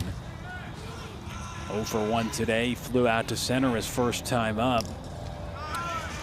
You know, I think the Bears may be trying to take advantage of that short porch and right. This is a left-handed hitter who has only appeared in 5 games, had only 6 at-bats coming into tonight's game, and it's not a kid you would normally see in the lineup in the first playoff game, but I feel like it's a left-handed bat they wanted to get in the lineup with that short porch. And now is a topic of discussion. It was our lead tonight. Who was on the mound to begin the game? A lefty. Does that play into the short left porch? Lefty, I don't know if it does, just because a lot of lefties, that's probably where they give more home runs up to left field sometimes with balls on arm side runs tailing. But again, if you put a lefty out there and make it more difficult for lefties at the plate, that's the idea, to hit the ball over the fence. Maybe that's a reason why Brewer started a guy who hadn't pitched a ton this year either. Yeah, I think they were also just we have 5 left-handed hitters in the lineup. They were going to try and neutralize those left-handed hitters and steal a couple innings for their other guys. They should be out. Oh, Corral. He had a throw down there, but it would have beat it by a mile, but couldn't be gathered over at second, and that allows Aguirre to take the bag. Yeah, the runner didn't get a good jump. The throw would have beat him by a mile, but just didn't glove it. So it's going to put another runner in scoring position with 1 out.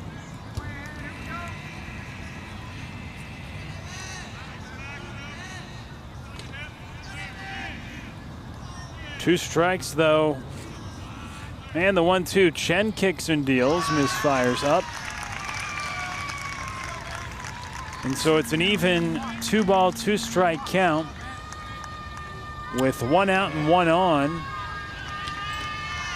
Yeah, no activity currently in the Mustang bullpen.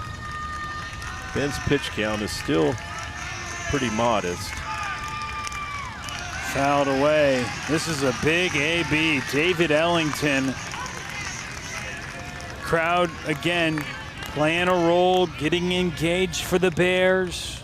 Of course, the Grapevine faithful in full force right now. Just the 4th inning, some more intensity on the horizon, but a runner in scoring position with 1 out and a 2-2 count. Chen. Another foul ball. Ellington battling, and, well, much to the pleasure of the Bears fans, they give some rounds of applause here at Richland. Yeah, he's fouled off 2 pretty good pitches, the last 2. But, yeah, definitely a different atmosphere here in the playoffs. But fortunately, the Mustangs saw something similar last Friday night. There was a big crowd out there at Arlington Heights.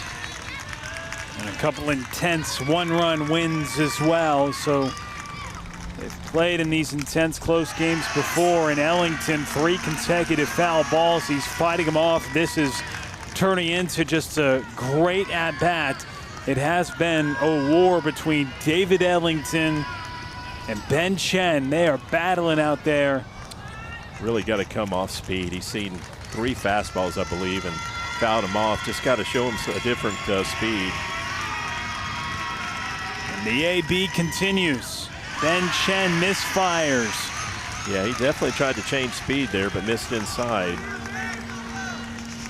And a big payoff awaiting, Jeff. 3-2. You do have a base open, but don't necessarily want to face their leadoff hitter this inning if you don't have to with runners on base. Chen for the 3-2. He gets him on strike 3, paints to the outside black, and catches Ellington looking. Yeah, good pitch right there. Just had to be right out on the corner because Ellington didn't let anything else get by. What an AB that was. I believe it was 8 pitches. And Ben Chen paints the outer half. Pitches that, well, Ellington had fouled off multiple outer half fastballs, but he looks at that one. Yeah, this is their number 9 hitter right here, Matthew McGinnis, and you definitely want to try and shut the inning down right here. You don't want to have to face a Roscoe with a runner in scoring position. My bad. Okay, number 8 hitter.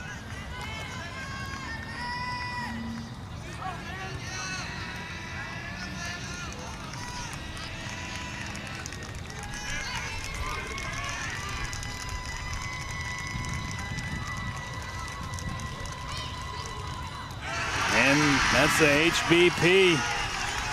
Chen has it get away from him. Plunks McGinnis, brings up Braden Squires with runners on first and second. So yeah, that's Ben's second hit by pitch of the night.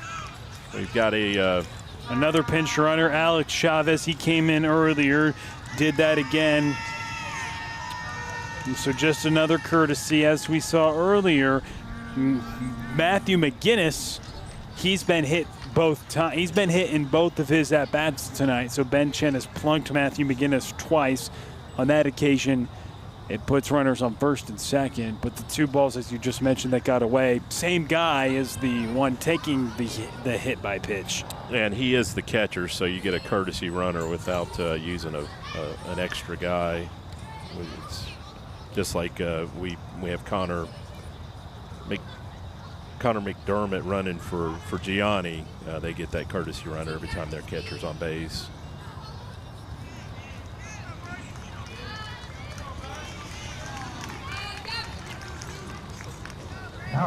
So Ben Chen trying to do thing. Number 9 hitter in the order, Braden Squires. Huge spot. I'll repeat what I said earlier. We want to shut the inning down here and not get to that leadoff hitter, Roscoe. 2-run ball game. two aboard here for Brewer. That ball hit up the middle. One run comes across, and they throw it home. No cut.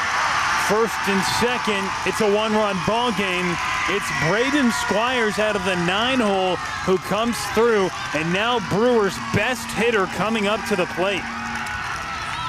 Yeah, it looked like Colin Park was possibly going to make a play on that ball, and that turf hop just got by him, but he was very close to making that play, and possibly could have got a force at second without a throw to first base going. It would have been a tough throw to first base, but a flip to second probably would have been the easier play if he comes up with it. So yeah, this is a situation I was hoping we would avoid. Jesse Orozco, the leading hitter for Brewer at the plate.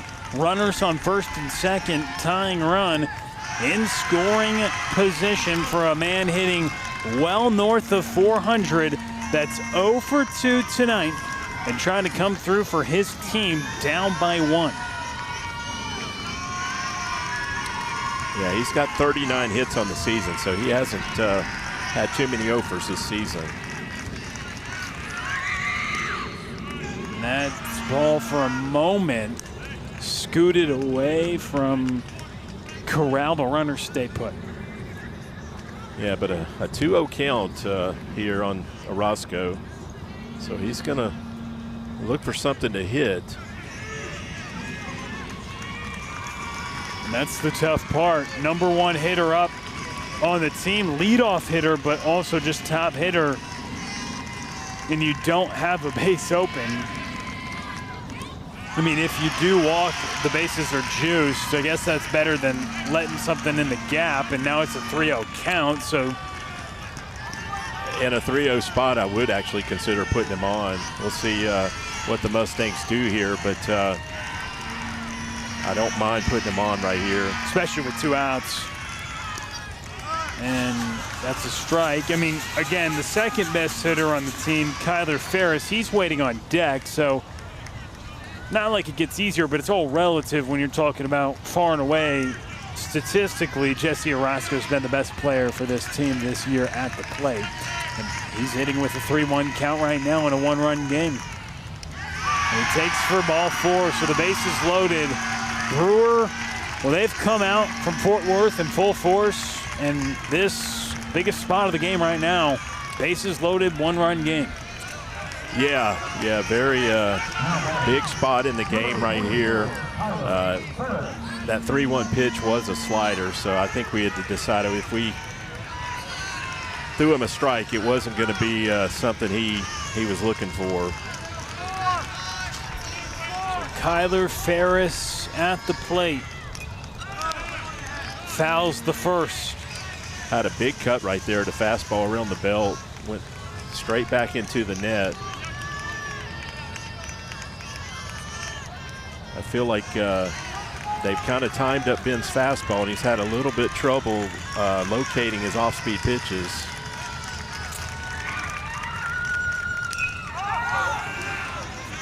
Ball is popped up in front of the dugout for Grapevine, and the play's made. Loudly Esquivel right in front of the Mustangs dugout makes the catch, and they keep hold to a 1-run lead. Brewer strands the bases loaded.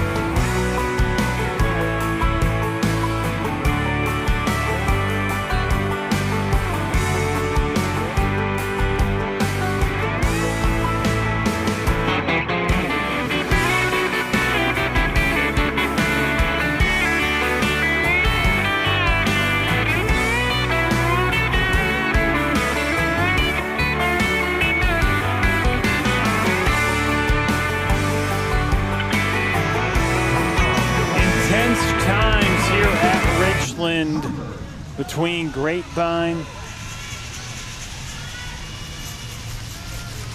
So a 4-3 score, Grapevine with the lead, but that was intense.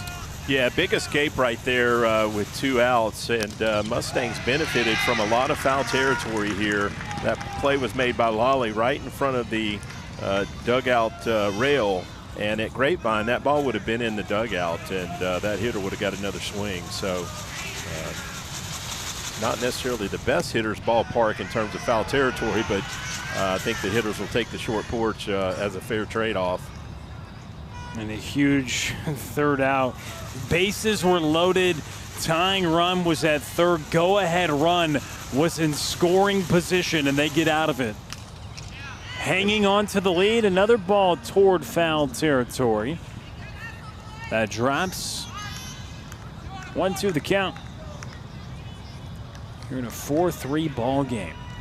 A solo home run last inning by Lucas Cantu tightened up the ball game. Multiple more came to the plate, and they put the pressure on with the bases juiced, just down by a run. But again, Grapevine escapes, hanging on to the lead. Brady Boozer, Colin Park. Yeah, it'd be nice to get some of those runs back here. Ground ball right side. Boozer trying to leg it out, but he's retired on the 4-3. Yeah, he made it a fairly close play. He's got good speed and got down the line well, and I actually would prefer to see him make an out like that on the ground than those balls in the air, because he's got the chance to beat out those balls, but those ones in the air are going to be an easier out. Colin Park up to the plate.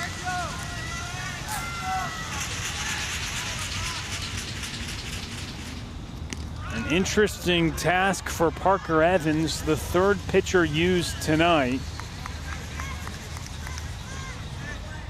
On the other side for Brewer is Park, the senior, hitting .342 on the year. Takes for a called strike.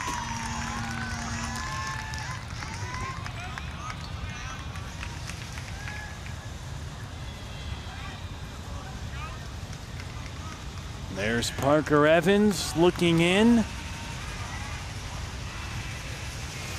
Kicks and delivers. Nifty play made at the hot corner onto first, and the scoop is there. What a play made. Troy Griffin with the dive and the catch at first, to follow by Tanner Pierce for a 5-3, a pair of ground outs to start the inning. Yeah, that was a heck of a backhand right there. He, that ball gets by him. It's possibly a double headed down the left field line. Came up and just threw that one hopper to the first base. On turf, that's actually sometimes what they teach. It makes it a little easier throw to just throw that one hopper to first base.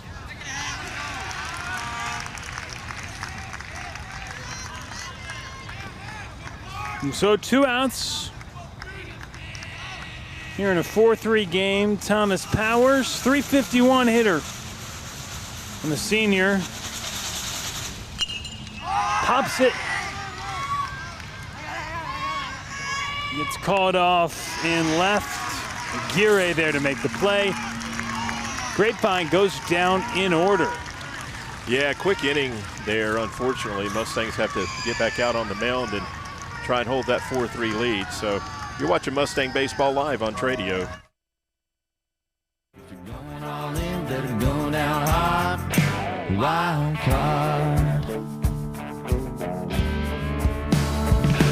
Ribbon devil on your back, digging up your slack, running out of town when the sky turns black. Tumbleweed ghost, rattlesnake soul. If you wanna leave, I'll go.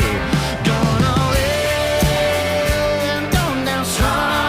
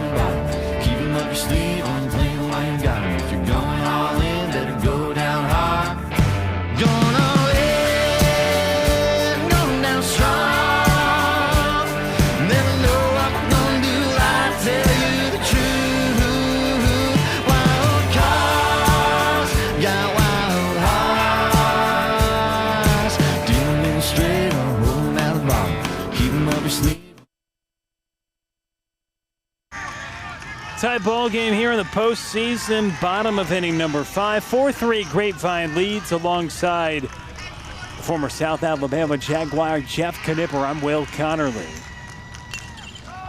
And we continue. Ben Chen back on the bump. Grapevine goes down in order last half. You know, I mentioned starting that 4th inning, Ben only had 30 pitches, but he threw 29 pitches in that 4th inning and almost doubled his pitch count. So he definitely was pushed to the limit right there in that 4th inning.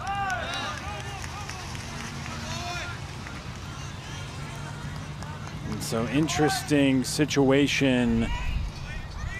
You saw the momentum swing when Luke Esquivel had a 2 RBI double in the 4th, then came across to score, giving Grapevine some breathing room at 4-1. However, Brewer comes back and scores a pair in the 4th. Yeah, right back in a 1-run nail-biter. And Troy Griffin gets rung up. Ben Chen registers the strikeout, a much-needed one at that for the first out of the inning. And here comes Lucas Cantu, who, if he does what he did last time at the plate, will be tied up. He hit a solo shot to lead off the 4th, and really a no-doubt home run off the bat. Jeff Knipper knew it. Yeah, I'd like to see us work him down a bit. That pitch was up above the belt. It's going to be make him something. Well, that's well hit too. Struck towards right, but they've got a guy. It's Brady Boother out there. Yeah, fortunately right at Brady, and that ball was down around the kneecap. And he still put a charge in it, but just hard to elevate that pitch at that level.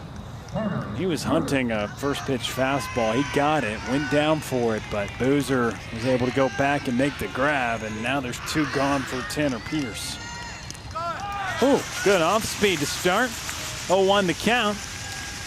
I'm sure this is Ben's inning to finish, but I did see Sam Derard make his way down to the bullpen. So if Ben can finish this inning, we may see Sam in the 6th inning. He's been good out of the back end of that pen this season. He has. He had a good outing Friday night out in Fort Worth. Chen brings it home. It is low. Well, intense action in the postseason. That's what everybody works toward all year long, and we have it tonight here in the first of this opening round playoff series between Grapevine and Brewer. A 4-3 affair right now. On the bottom of the 5th, 2 outs, and Pierce wants timeout. See the fans looking on, clapping their hands, camera phones out, anticipating the intensity. As it is up, Pierce watches. He's 0 for 2 tonight. Flew out to center, grounded out to the right side. And the Bears trying to start something with 2 gone, a 3-1 count. And it's hit towards center. It's Goldstein for the 4th time tonight. Makes a catch in the outfield, and the side is retired. We continue. It's a 1-run game. Mustang Baseball live on Tradio.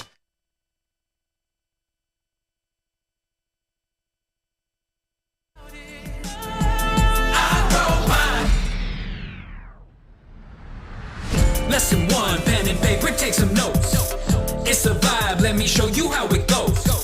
Throw your hands to the sky, way up high. We ain't never looked so fly, it's like music to my eyes. Let them know we ain't never gonna stop. Elevating, we gon' take it to the top. Celebrating, never waiting, always staying. It's no wonder everybody wanna do it all the time. I throw my hands up, raise them to the sky. We keep it rocking all the time. I throw my hands up, raise them to the sky. We leave them up there all night. I throw my hands up, raise them to the sky. We keep it rocking all the time. I throw my hands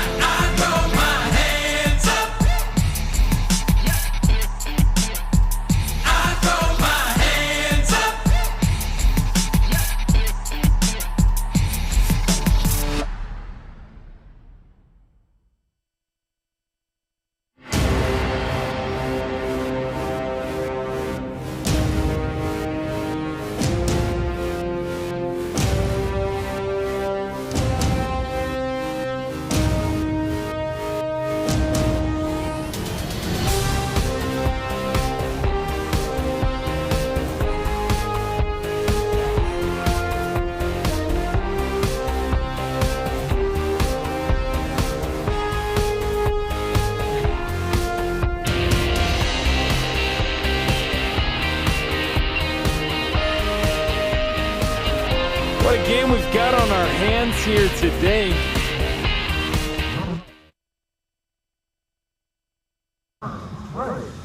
Alongside Jeff Knipper, I'm Will Connerly. Jump the gun coming back from break. We're just so excited for postseason baseball. Apologies. Will Connerly, Jeff Knipper with you.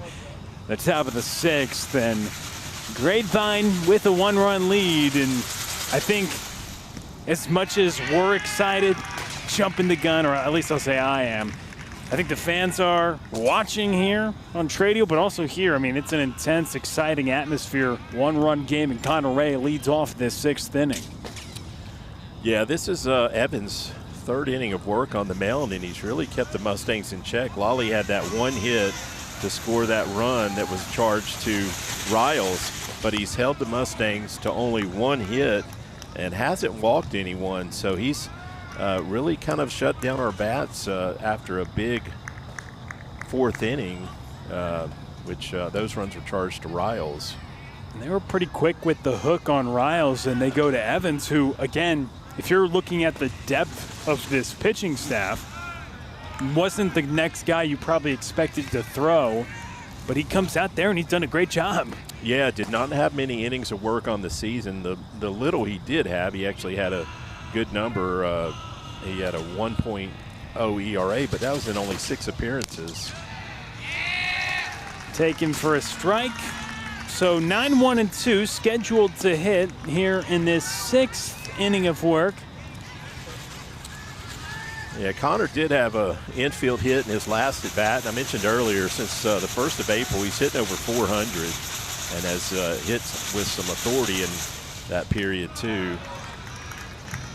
So his April hitting turns to the beginning of a new month as they try to go on a postseason run. First game of the postseason in Grapevine's quest to repeat the heights they achieved last year. And that is a knock there by Connor Ray. He's been aboard 3 times tonight out of the 9th spot in the lineup, and that flips it back to the top. And the standout freshman Luke Esquivel comes up to the plate. So another 2-hit night for Connor. He had a 2-hit game Friday against some very tough pitching. He's really found his stroke here in the last month. And so now Luke Esquivel, who hit a ball on a frozen rope last time up, hit off the glove and still was able to manage to get 3 bags out of it despite it hitting off leather in the infield. And he smoked it for what went down as a 2-run triple for the left-handed hitting standout freshman atop this Grapevine order. Somebody who's very highly touted already as just his first year of high school baseball. Yeah, it's unbelievable that we're going to get to watch him for another 3 seasons here at Grapevine. But I'd be interested to see if we test their catcher here. We haven't really tried a true stolen base. Lolly ran, but that was just to draw a throw and score the run from 3rd. And he wasn't running. And you think testing the running, if anything, if you get to a hitter-friendly count, get someone moving, eliminate, although with the runners out there now, it'd be very hard to double anything up. But trying to advance somebody to get, I mean, at this point, you want some insurance in a 1-run ball game. Definitely. That is high. 2-0 the count. Parker Evans, we talked about him to start this inning. He's done a quality job, but out of the bullpen now, his 2nd turn through this order, and trying to keep it at a 1-run game. Probably not going to run here in a 2-0 count because a good fastball count for Luke, and want to let him swing without putting that runner in play and move. And Esquivel takes. Parker Evans comes set very quickly into his delivery, not really allowing Ray to get a big lead or even a secondary lead. Mixing up his times of when he wants to come set. Connor's got a very conservative lead over there. He better not be running with that lead. And I doubt Luke's going to swing here. That's 3 straight balls, and you'd love to get that runner in scoring position. taking all the way. Definitely. I would think Coach would cut him loose here after he hit that ball off the wall in his last at bat. Still a big area to shoot at over there. That right fielder is way off the line. Playing him to pull despite having a triple to the pull side last time up, or playing him to go opposite field. And either way, they can stay where they are defensively because there's no way to defend the free pass. And, well, Luke Esquivel gets aboard again. It's his third time on tonight, second time drawing the walk, and he has accounted for the production runs-wise today in a big way. Scored 1, scored 2, and drove in 2. So he's been a part of all the scoring. 2 on, nobody out now. Grapevine threatening. Yeah, I think we'll see a bunt here from Zach. In fact, we did see one in this spot earlier. I should say we saw an attempt at a bunt.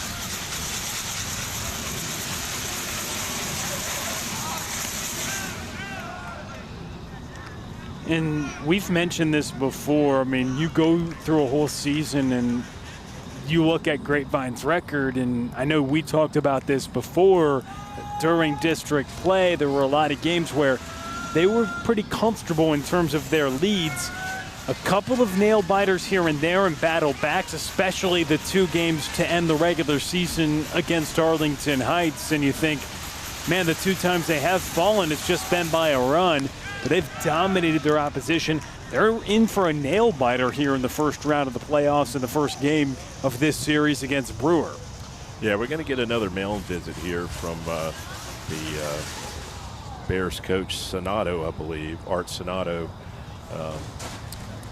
The pitcher's having a bit of trouble finding the zone when the guy's trying to bunt. You know, you want to give them the chance to make an out. So you don't want to, obviously you want to throw a strike right there. The exception being if you do throw a high strike, it is harder to get that ball on the ground. So maybe he's trying for a high strike and missing high.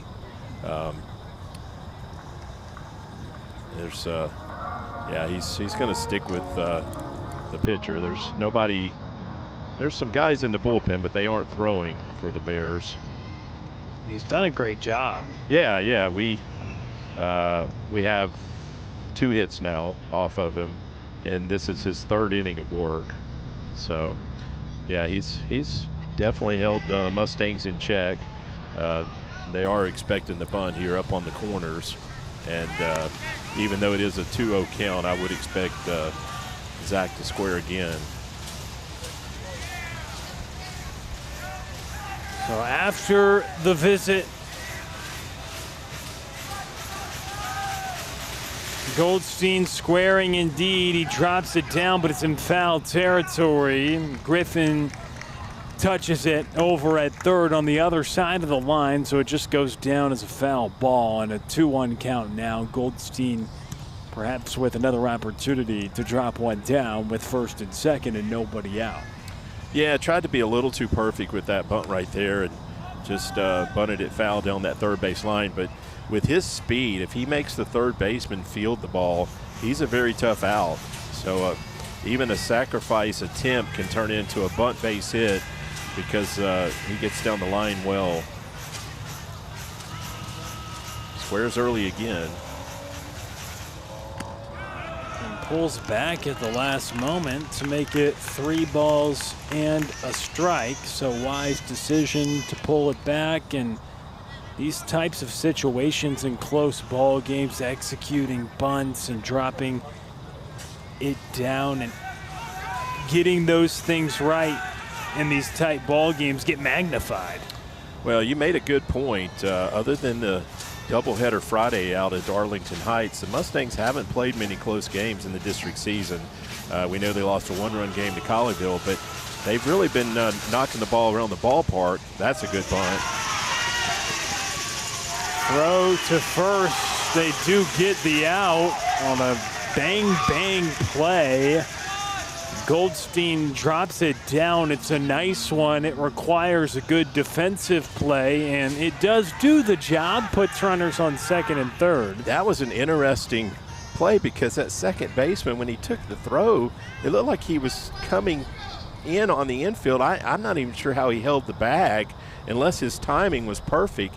He was on a dead sprint running almost towards home plate. We're not going to get a reversal here, but I think Coach Webster thought the same thing I did. How did that second baseman hold the bag right there? Just perfect timing, I guess. Well, that's the argument. It's like, okay, the throw, sure, but the fact is, I think from Grapevine's perspective, like you said, he was coming off. He was off the bag is the argument, right? It looked like he was in the green when he caught the ball, and the base is in the clay-colored turf area. Right. We don't have the best view from over here, but Coach Webster, I think, was curious about the same thing. So another big spot right here for Jarrett to drive in some runs. Only one out.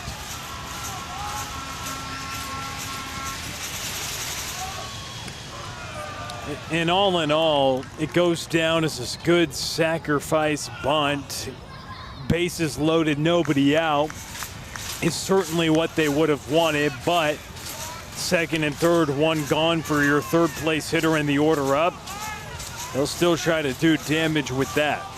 Yeah, he is your number 3 hitter for a reason. You expect him to drive in at minimum a 1 run here and maybe 2. Fouls one back, and I know third place hitter, leader for this group, obviously has been a part of some big clutch moments when you reference the postseason last year and being the hero. And none bigger than the walk-off last year for the state championship in Round Rock. So indeed. He certainly has a flair for the big moment.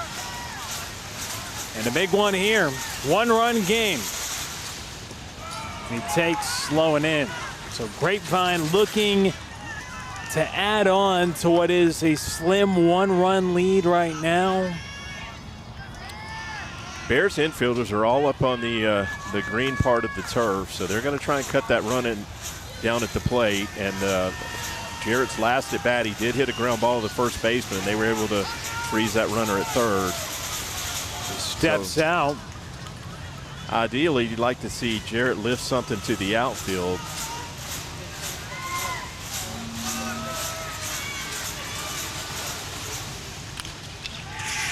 And that is into the outfield. 1 run comes across to score. Here is another, and Jeff Knipper wants the ball in the outfield. It's there, but Boswell slides too far off second, and he is called out, but he does produce a couple of runs. Yeah, just went into second really hard, but smoked that ball down that first base line, and that's a play where having that first baseman in certainly helps your chances of getting it by him, because he absolutely torched that ball down the line. Really can't, just an all-out effort to get to second, which is makes a lot of sense, trying to get in scoring position. We'll take the 2 RBI. It's still a double. Well, do you call that a single? Because he went double. He got him on the slide past the base. He got safely to second. Yeah. So yeah. So double for Boswell. I mean, he's getting picked up going back to the dugout, no question about it. A couple of runs driven in. I mean, It's also tough too when you play on a surface you haven't played on all year, and it's a little bit slick maybe with all the rain we got yesterday. Yes, I think on. Oh, that's well hit. Indeed it is. It drops down. Lally Esquivel, all he does is hit his second one tonight. He's been aboard 3 times. So Mustangs bats come alive here in the top of the 6th inning with 2 straight line drives. They are starting to see the reliever and think that Parker Evans are starting to feel more comfortable. 3 hits in the inning and a back-to-back that are very well struck by the meat of their order. And here's a guy who has a pair of hits tonight in Gianni Corral.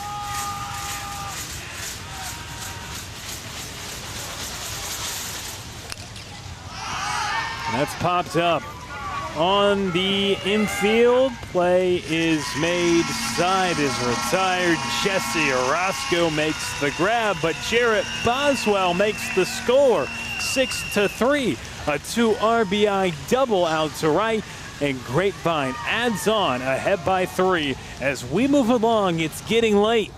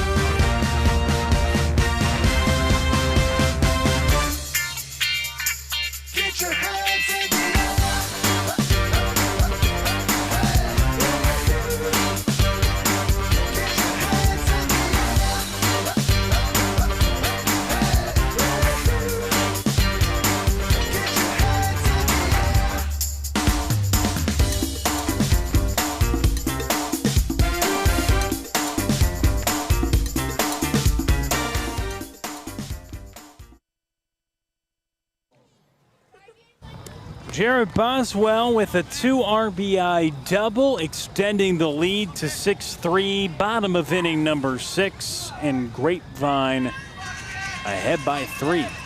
Yeah, nice to put Ben on a 3-run cushion again. He is back out to start the bottom of the 6th inning. He did have a efficient top of the bottom of the 5th inning. He only threw 9 pitches in that inning, so he's only at 69 pitches for the game.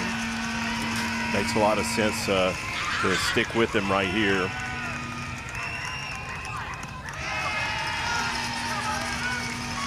Up and out on the first. Grapevine trying to navigate the final few frames. Ben Chen, first 2 out of the zone. What has been a fantastic game here in the first game in this first round playoff series. Chen looking in for Sergio Aguirre, who singled last time up. Takes low and inside for a ball.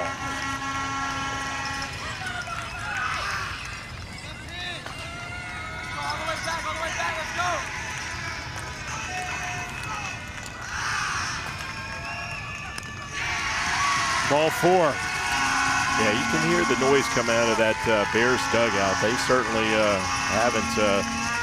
haven't gotten discouraged by the 3-run deficit. No, they've kept the energy and that noise from the dugout along with the fan base, which we've documented throughout the night. And I think maybe the most noise that was put up, other than maybe the home run, at least from their side, is when this man, David Ellington, came to the plate. Albeit he fell in what was a lengthy 10-pitch battle. He fouled off pitch after pitch after pitch and eventually got rung up in what was such an intense moment. But Jeff, looks like we have more moments coming with a new arm. Yeah, and I said we might see Sam Gerard, but I'm wrong. We're going to see Lally go to the mound right here from third base. I saw Sam headed to the bullpen earlier, but it's going to be Lally that gets the call right here. Going to be asked to get 6 outs. And so that'll move things around defensively. It looks like Colin Park is going to go to third, and then Will Newton will enter in and play second. Yeah, we've seen this happen a few times here lately, and actually Will has started a game or two at second base when Colin had a bit of an ankle sprain, I believe it was. Colin's very good defensively at third base, just like he is at second base. And so Lolly Esquivel getting loose. Surprised by this move, Jeff? No. Ben was at around 70 pitches. Most of his outings have been 5 to 6 innings, and even though he only had 9 pitches in that last inning, if you remember, 2 of the outs were really hard outs. One was a laser that Brady happened to be right in front of out in right field, and the other was a hard hit line drive to center field. So they didn't get a base runner in the last inning, but they hit a couple of balls hard and seemed to be timing up Ben's fastball a little bit better than they did early in the game.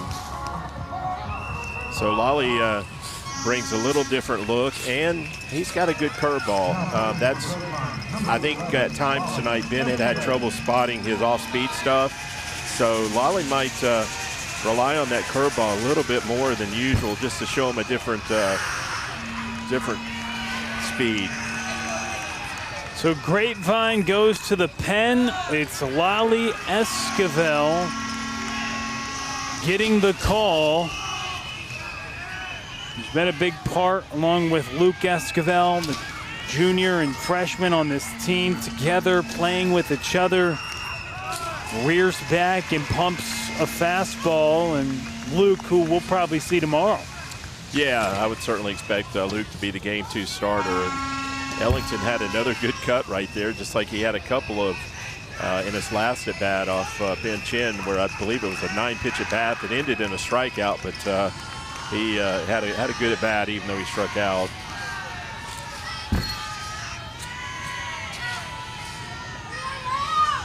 Aguirre at first after the walk. It's now Lolly Esquivel. He kicks and delivers. Misses low and inside. I mentioned Lolly might use his off-speed pitch, but the first 2 have been hard fastballs.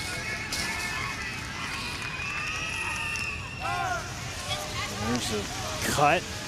A hard fastball it is. A firm fastball from Lolly Esquivel, and it's a 2-ball, 2-strike count now. Yeah, he's fed him nothing but fastballs so far, so see if he tries to change it up here. Lolly throws the first base and the runner's on the back.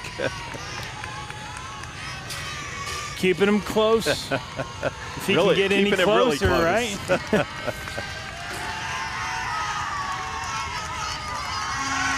Another look. It is a spot where they might be running, but the runner does not have much of a lead, so down 3 runs, I wouldn't expect it. Lolly Esquivel goes to the heater and blows it by David Ellington. Yeah, good high fastball right there by Lolly, and he just couldn't catch up with it. So I said maybe he brings a different speed to the game. Maybe he brings a little more velocity than Ben had at least in that 5th inning. Looks like he is definitely getting it up there in a hurry.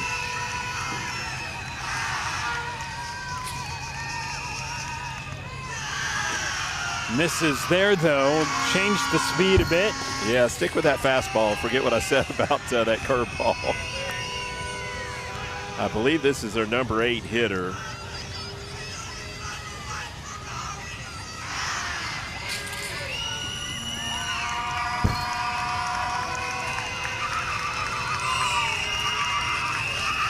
Matthew McGinnis to check at first, and back in time is Sergio Aguirre.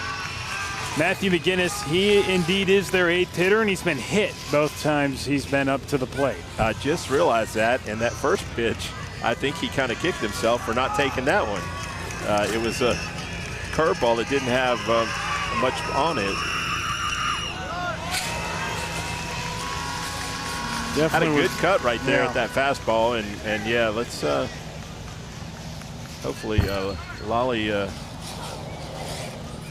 make sure you come set here.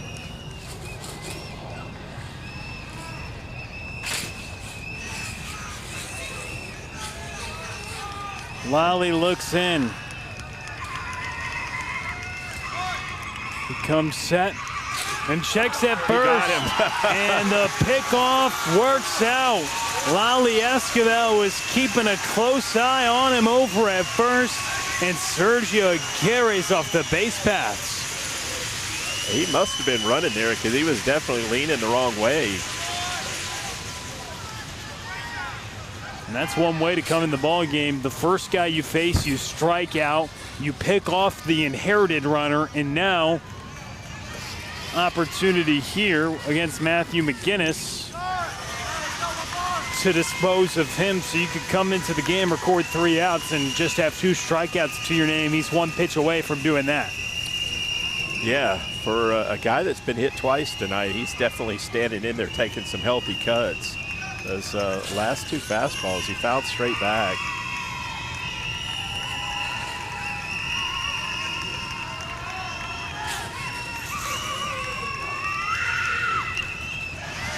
Another hack, straight back again, and timing-wise, just missing it. Yeah, and again, I'm going to call for that curveball. Let's see if Lolly trusts it. Well, the first curveball in this at-bat was... Yeah, it was. I think it was behind him, actually. Yeah. So make sure if you miss outside. There it was. Upstairs.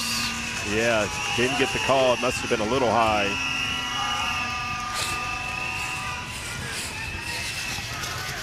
You can really hear the noise those Bears fans are making. They've got all kind of blowers working over there.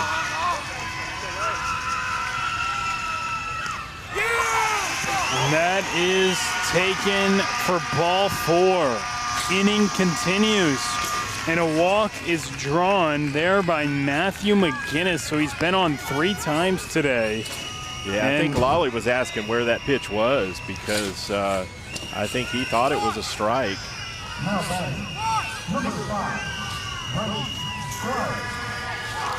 He was hit twice, and now he gets on via a walk on a close ball 4. And so, again, it's Chavez who comes in, and that's lifted towards center by Squires or towards right. Either way, it's the 3rd out. Brady Boozer out in right field makes the catch. Lolly Esquivel comes into the game and keeps it at a 3-run lead for Grapevine. We continue off to the 7th. You're watching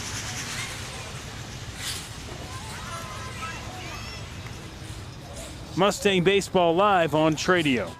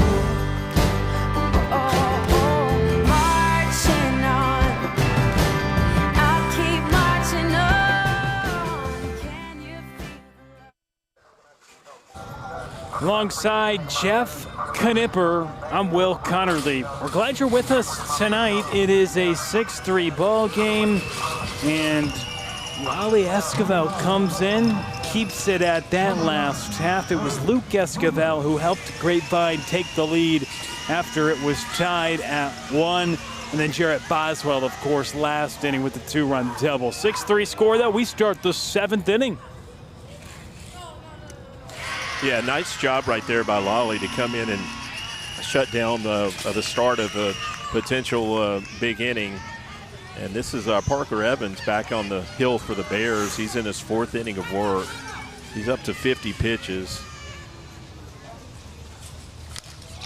Boozer puts a real good swing on this one. 2 hops off the wall in right center, and he's digging for 3.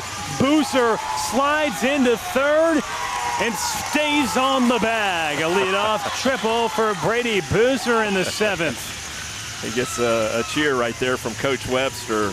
And again, he almost overslid the bat like Jarrett. So maybe tomorrow we need to slide a little bit earlier because this turf is really slick. He had to hold on all he could to grab that bag and avoid that tag on the overslide.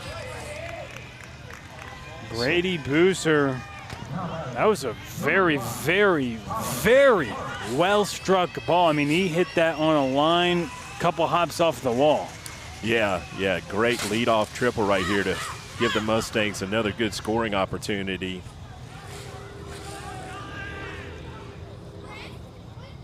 There's a hit. Well, it should score him. Opportunity taken, caught in right by Cantu.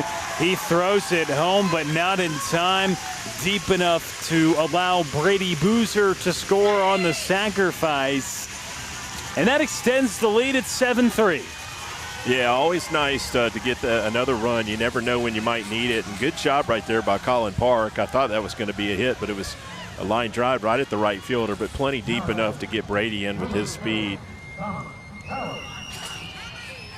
So it's 1 gone, 1 across, nobody on, and Thomas Powers, the senior, has his turn up at the dish. And this is looking more like a Grapevine game of late. They've scored now in 3 of the last 4 innings. We're used to seeing them mark that scoreboard up a lot. That is lined second. Ferris there to make the catch, 2 outs. Another hard out right there for a Mustang hitter. And for the Bears tomorrow, from what we know on the stats, they have their top guy.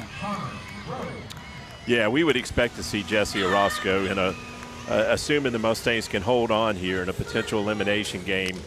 That's pretty well hit, but right at the center fielder. So after a leadoff triple, Grapevine goes down in short order, but not before. They tack on a run, and they carry a 7-3 lead, looking for 3 outs to close it on out and take a 1-0 series lead here in the first round of the playoffs.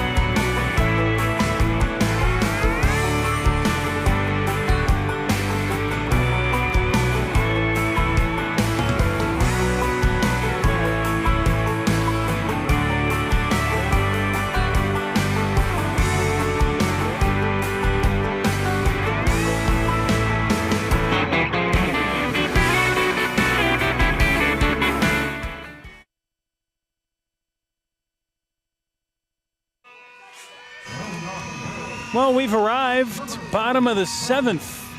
Lally Esquivel, he is back out there. He got 3 outs in the 6th. Here at Richland, Brewer and Grapevine, round 1, game 1 of the playoffs, and they're trying to close it on out, 3 outs away from taking a 1-0 series lead.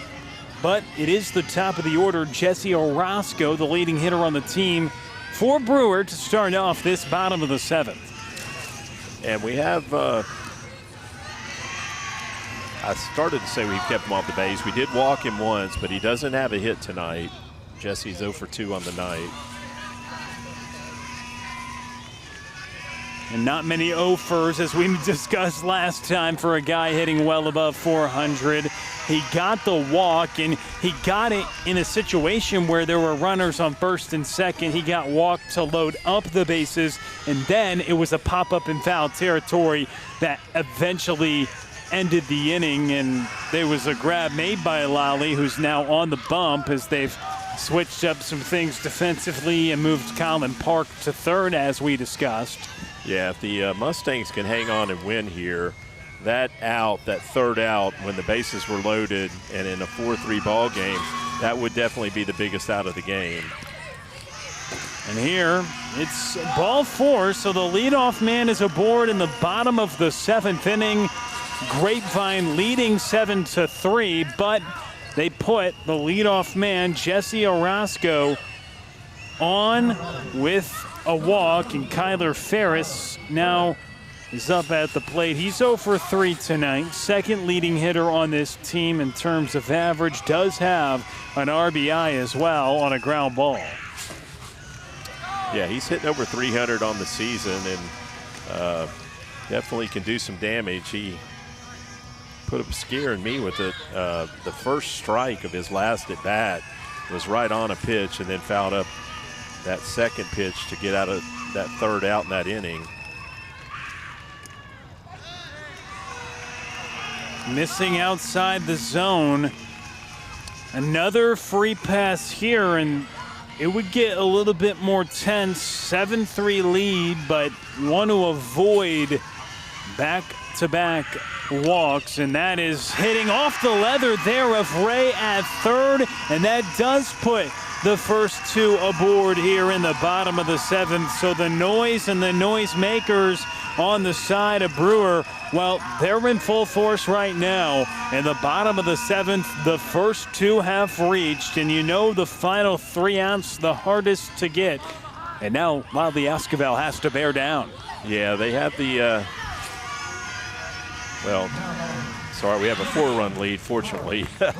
Like to keep that tying run from coming to the plate, so need to definitely make sure we get an out here. So Troy Griffin at the plate, the third place hitter in the order that takes ball 1. The tying run, if you say he's waiting on deck, we say he hit a home run earlier in this ball game in the 4th, so does have the ability to leave the yard. The man on deck, a throw down to first, not in time. Quick pop there by Gianni Corral, but Boswell's tag was not in time.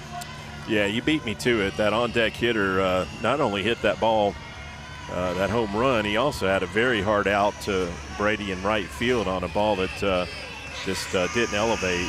And he was hunting fastballs both times, something Lally Esquivel's been throwing a lot. That's popped up left side. Park is under it. He gets called off. Connor Ray's there and makes the catch for the first down here in the bottom of the 7th inning. So here comes Lucas Cantu, the cleanup man, who had a round tripper in the 4th and hit one really hard to right field for an out in the 5th. He's been hunting early heaters, and we'll see if Lally Esquivel gives him one here in the bottom of the 7th. Yeah, good off-speed pitch right there by Lally to induce a pop-up from that number 3 hitter. Taken for a strike. Yeah, led him off with an off-speed pitch also.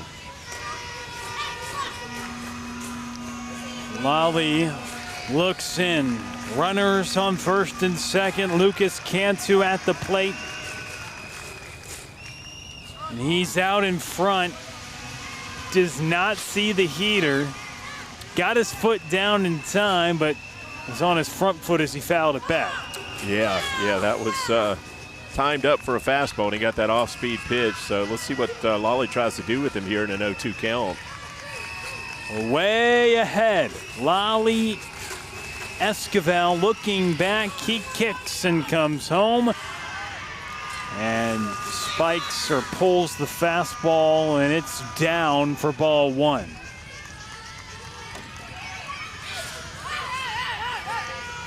Yeah, I thought he might try and go up with that fastball.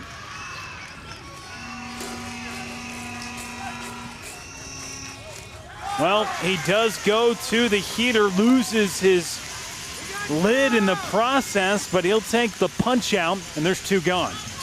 Yeah, he didn't leave anything behind on that pitch. He gave it everything he had. Let it eat.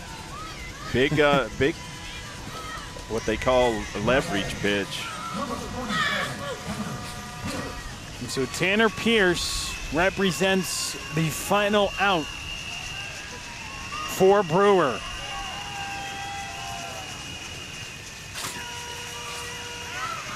And a check at second. Well, that would be one way for a ball game to end. Lolly Esquivel has picked off a runner already. He did it last inning when he came into the game, and it was the inherited runner that he got off the base paths. And now it looks like, I'm guessing the runner may have caught a spike on the hand because Connor really had to go get that ball. It was down low. That would be my best guess. I don't think the pickoff throw hit the runner. I'm thinking that's a spike. That's why some people wear that pad now on their hand to prevent that.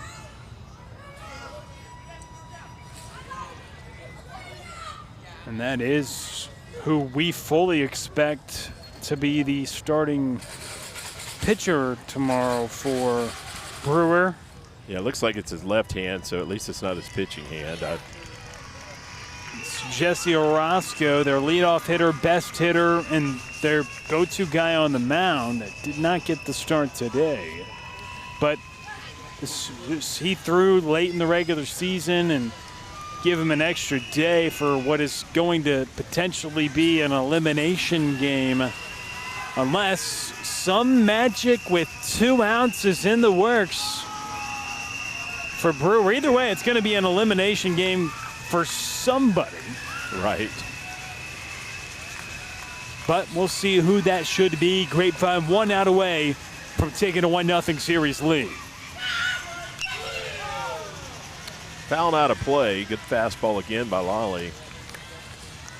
And a really nice shot. We got to see that foul ball go out into the parking area.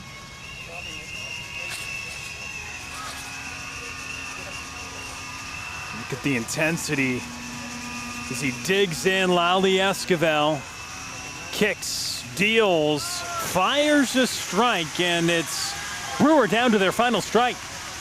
Yeah, you mentioned the intensity. Coach Webster talked about how competitive these kids are, and Lolly is right there at the top of that competitive meter. The 0-2, Lolly Esquivel.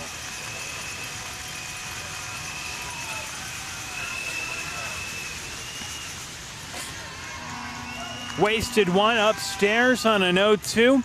Yeah, good spot right there, 0-2.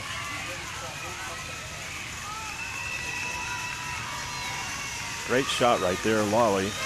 And the Mustangs cheering. And that will do it. Lolly Esquivel with the strikeout. Grapevine wins it 7-3, and they go up 1-0 in the series. Lolly Esquivel closes it out.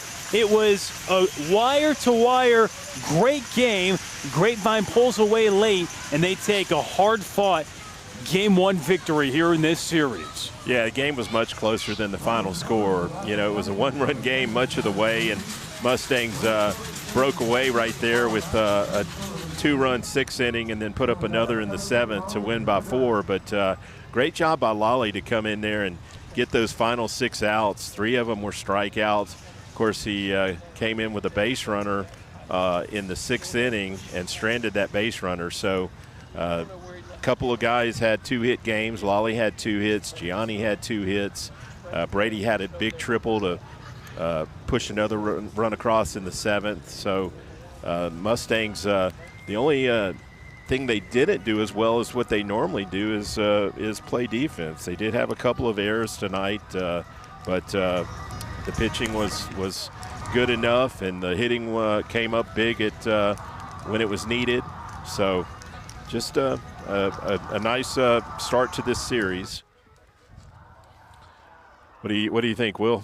I think it was a great start to the series. It was a hard-fought game, especially considering the fact that it was back and forth, a 1-1 score, and then you had the big moment. Your freshman comes out, gives you a 2 RBI triple to take that punch, and you withstand a storm. They come back and make it a 1-run game, and they had the bases loaded and the go-ahead run in scoring position, and you get out of that. Ben Chen did a good job being competitive in the zone, and they get out of that bases-loaded jam opportunity and then end up adding some on. Boozer was big, and you had a couple of really nice knocks right there to produce some runs. Of course, it's going to be a fun one tomorrow to see if they can try to clinch the series or if Brewer, with their guy, their ace on the mound, both teams, some of their top guys we expect to go tomorrow. It should be a fun one tomorrow night here on Tradio. Yeah, we expect to see Jesse Orozco on the mound for the Bears, and we expect to see Luke on the mound for the Mustangs. So I'm looking forward to it. I am as well. So for Trey Bell and our entire crew, he's Jeff Knipper. I'm Will Connerly. We say good night from Richland. Grapevine wins at 7-3. Back here, same time, same place tomorrow on Tradio.